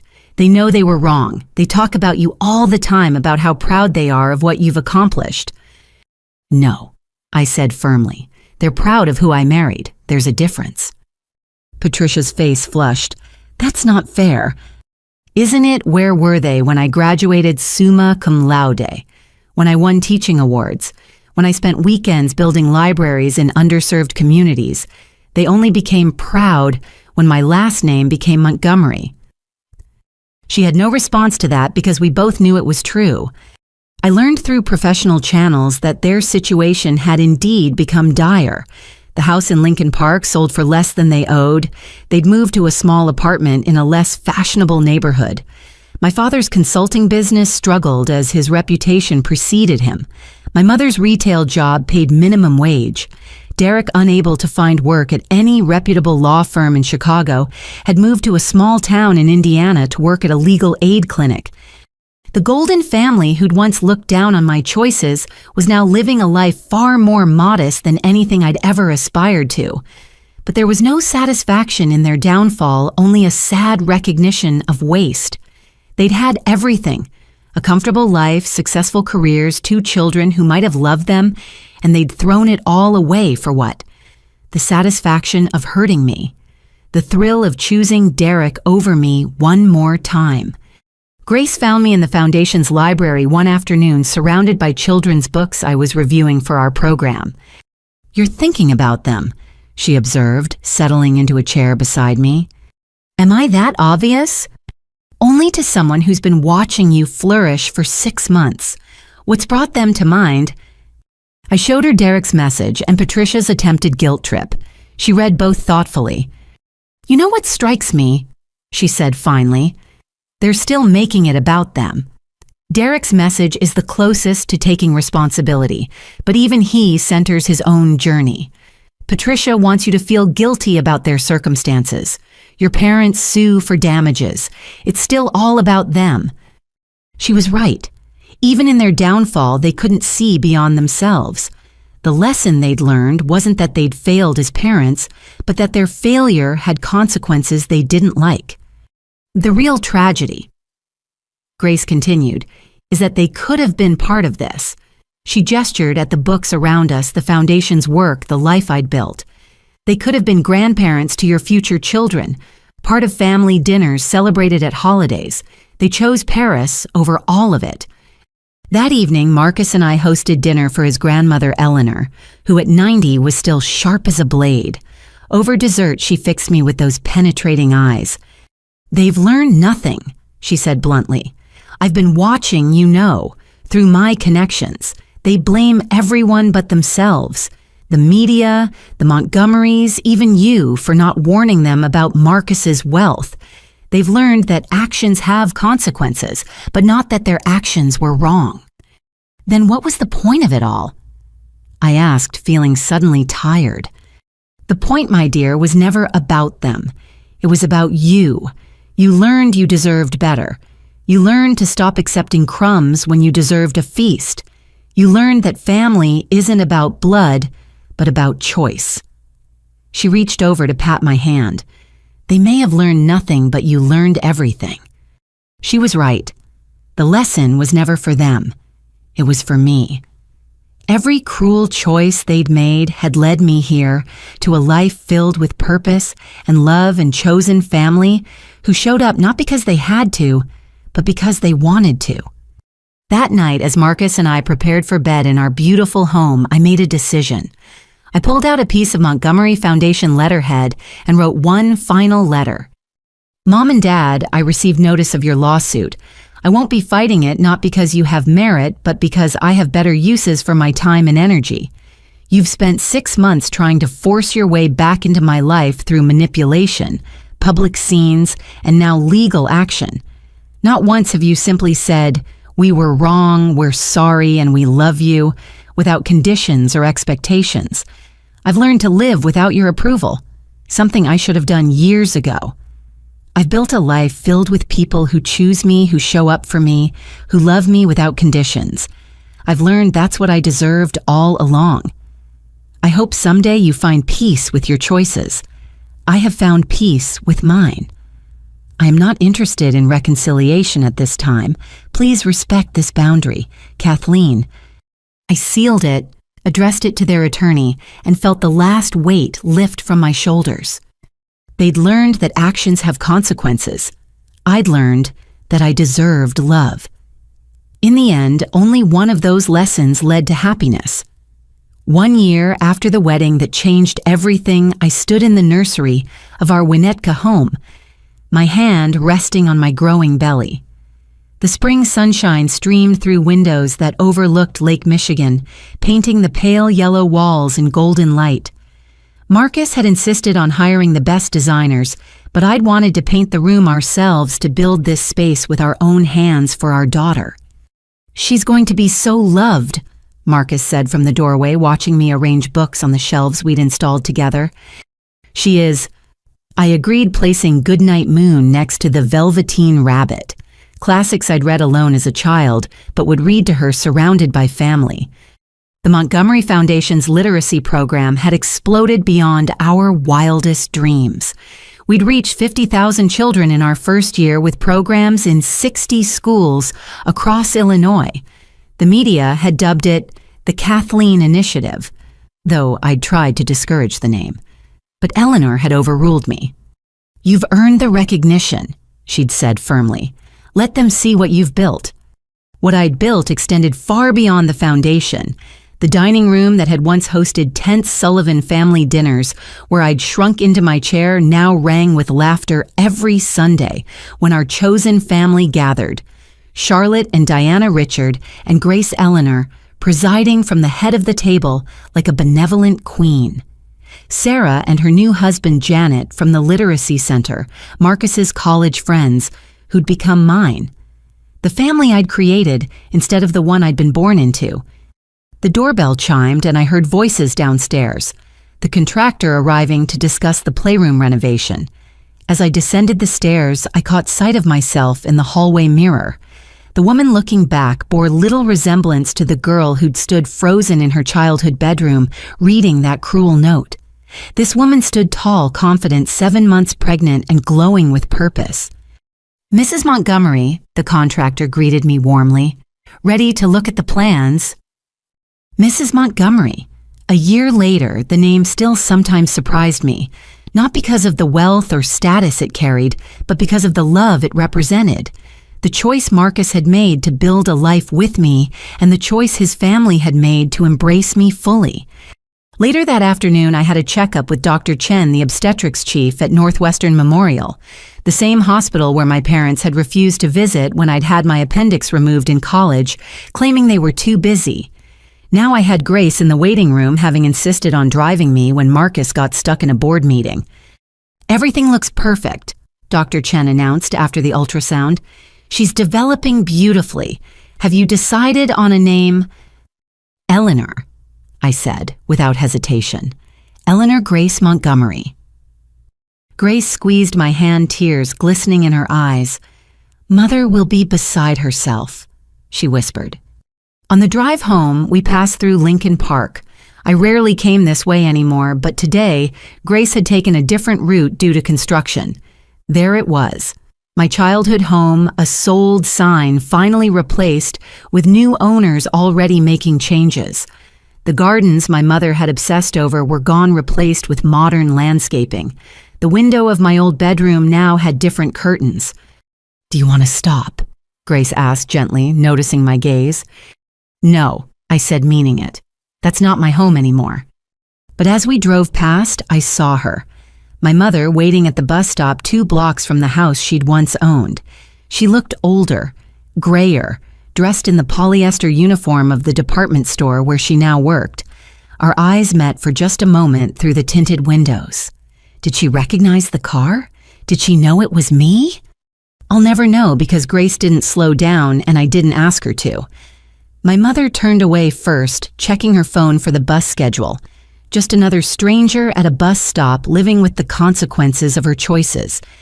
That evening, I found myself in the nursery again, unpacking a delivery of baby clothes. Each tiny outfit felt like a promise that this little girl would never question whether she was wanted, never compete for scraps of attention, never wonder if she was enough. Marcus found me there holding a onesie that said "Daddy's Girl" with tears streaming down my face. "Hormones," he asked gently, pulling me into his arms. "Gratitude," I corrected.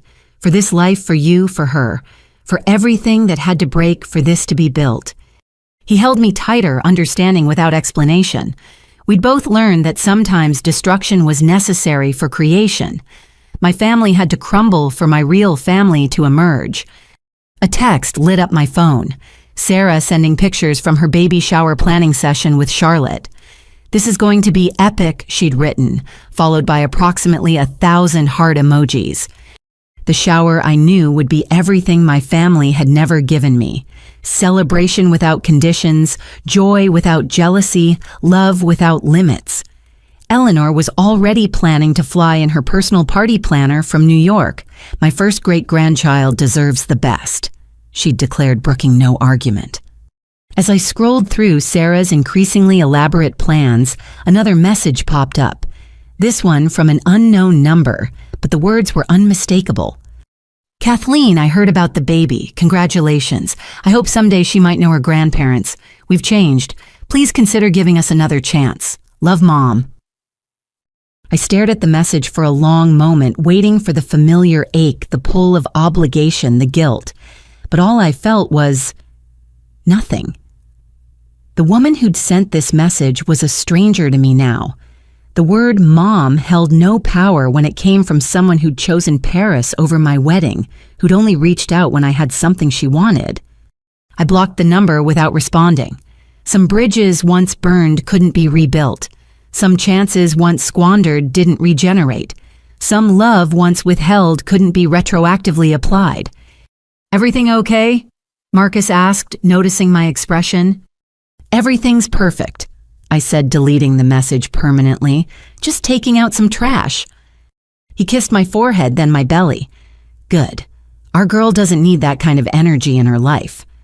Our girl, who would grow up surrounded by love, who would never question her worth, who would know from her first breath that she was chosen, wanted, celebrated, who would have grandparents in Richard and Grace, a formidable great-grandmother in Eleanor, aunts and uncles in Charlotte and Diana, and all our chosen family.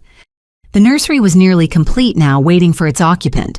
On the wall hung a framed quote I'd selected, "Family isn't always blood. It's the people in your life who want you in theirs." Looking around the room, built with love and intention, I knew our daughter would never have to learn that lesson the hard way. She'd grow up knowing it as truth, surrounded by proof that family was about choice, not chance. My new beginning wasn't just about leaving the past behind.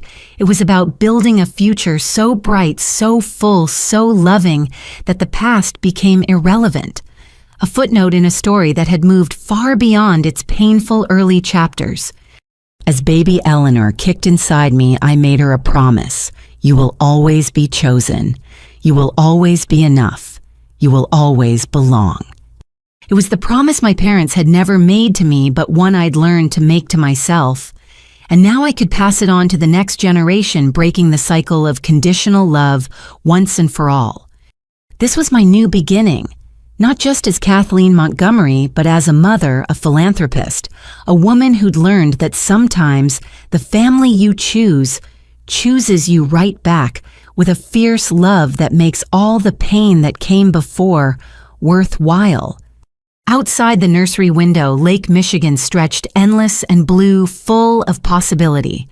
Just like the life growing inside me, just like the future we were building one choice at a time. 2 years had passed since the wedding that transformed my life.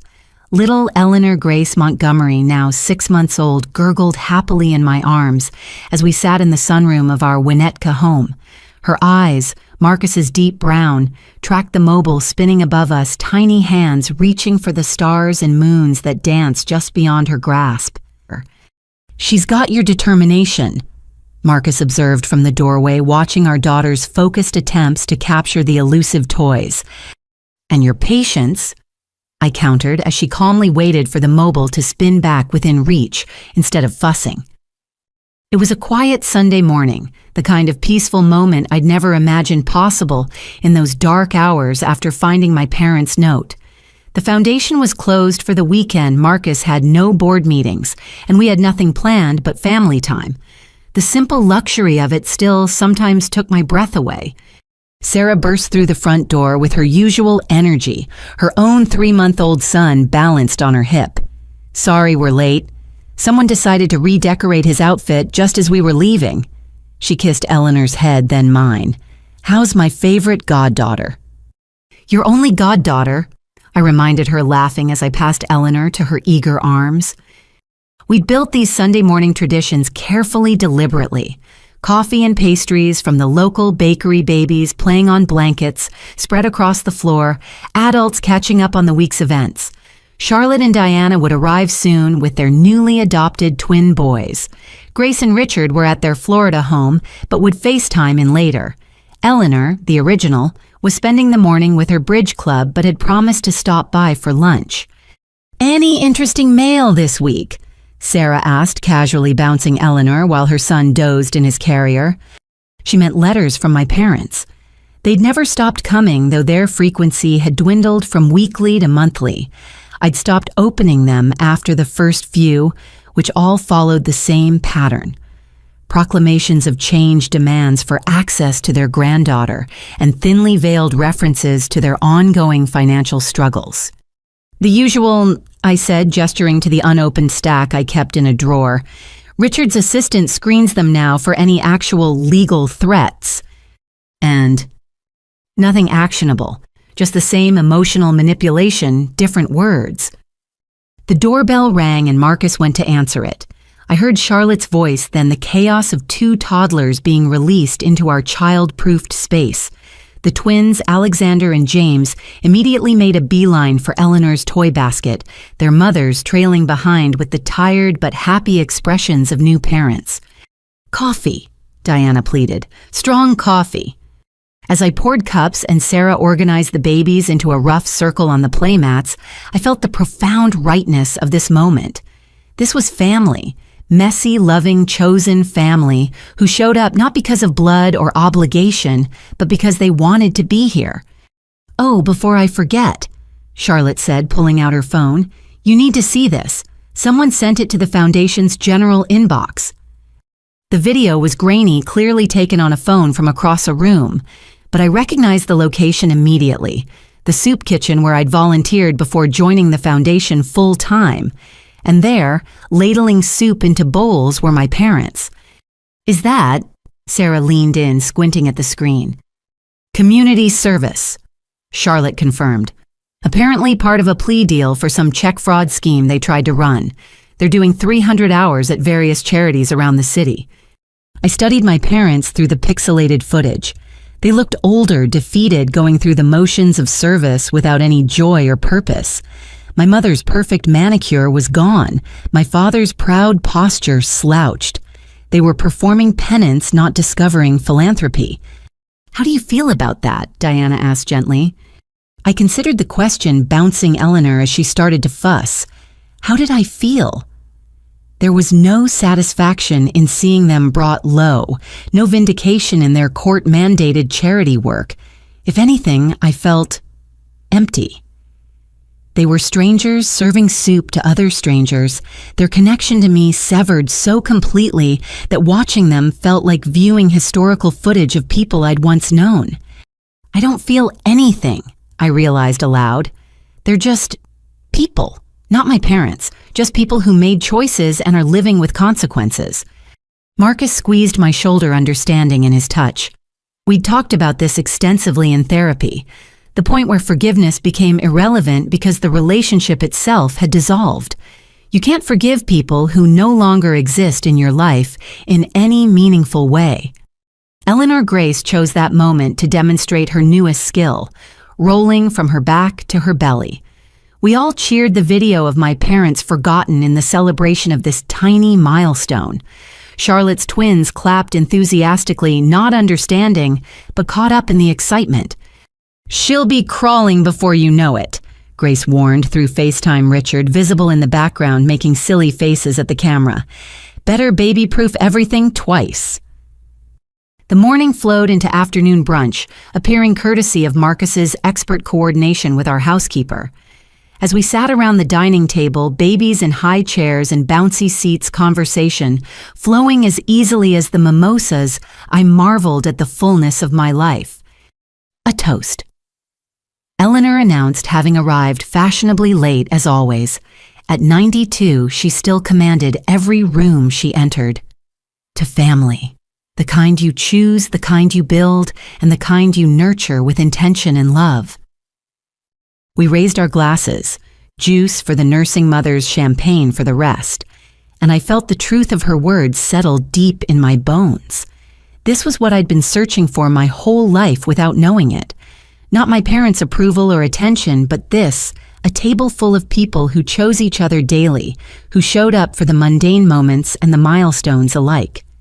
After everyone left and Eleanor was down for her afternoon nap, Marcus found me in the nursery reading through a stack of children's books donated to the foundation. "Penny for your thoughts?" he asked, settling beside me in the oversized rocking chair.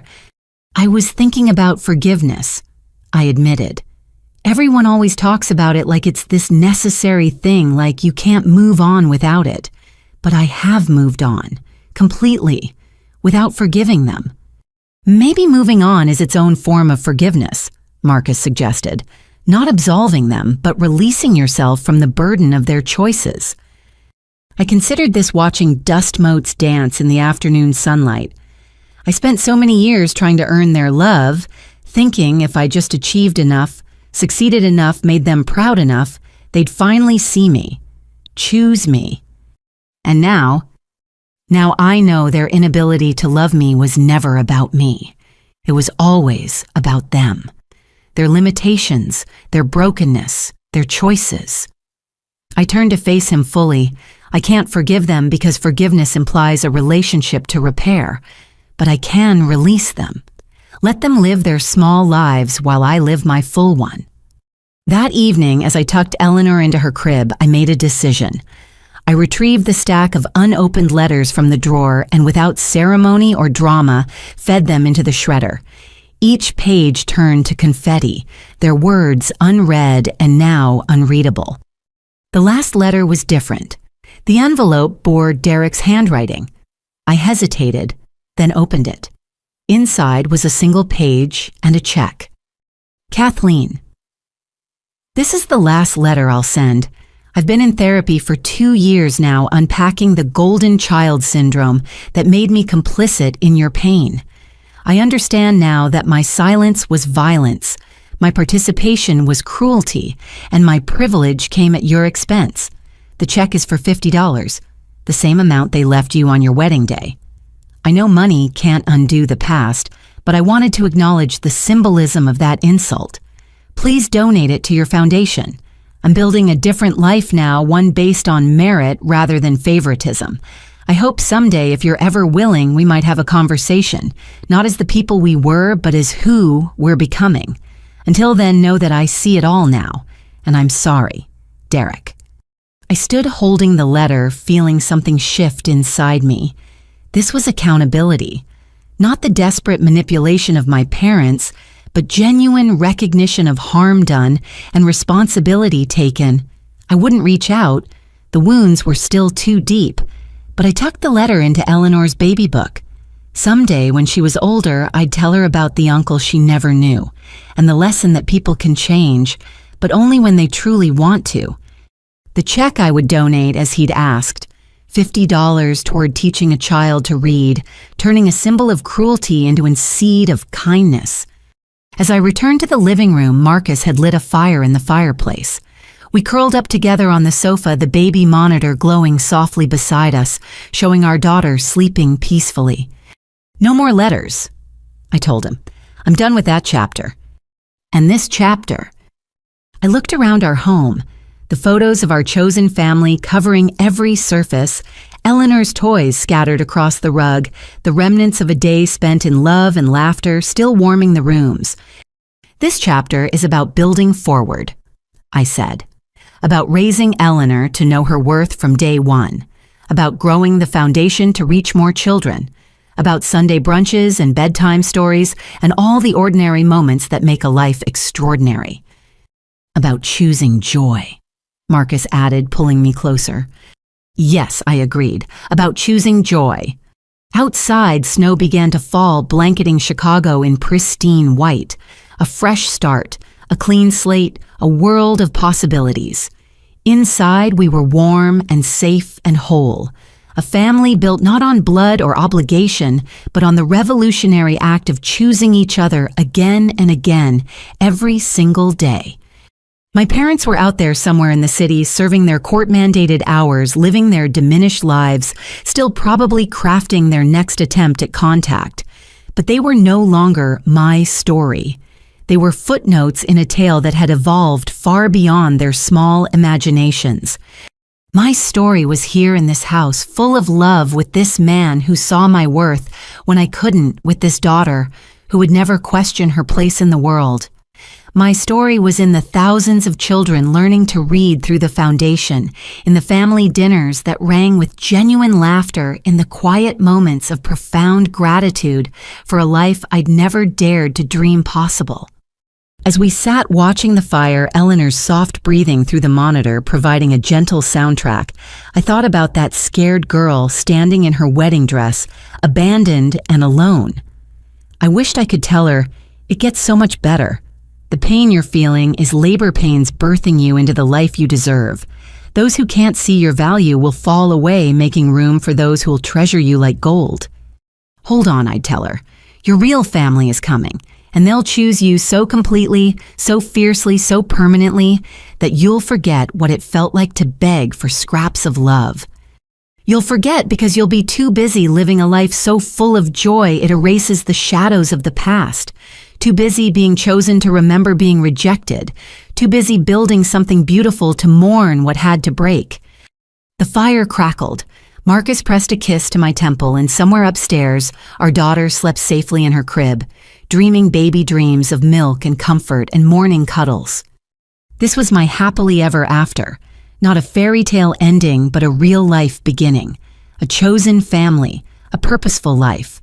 A love that showed up every day in big moments and small ones, proving again and again that I was worth choosing. And that more than any revenge or vindication was the ultimate triumph.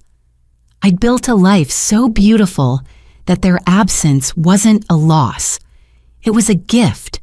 The gift of space to become who I was meant to be, surrounded by people who celebrated that becoming. As the snow continued to fall outside our windows, I closed my eyes and made a wish, not for myself, but for anyone reading this, who's ever felt unchosen, unseen, unloved by those who should have loved them most. May you find your people. May you build your family.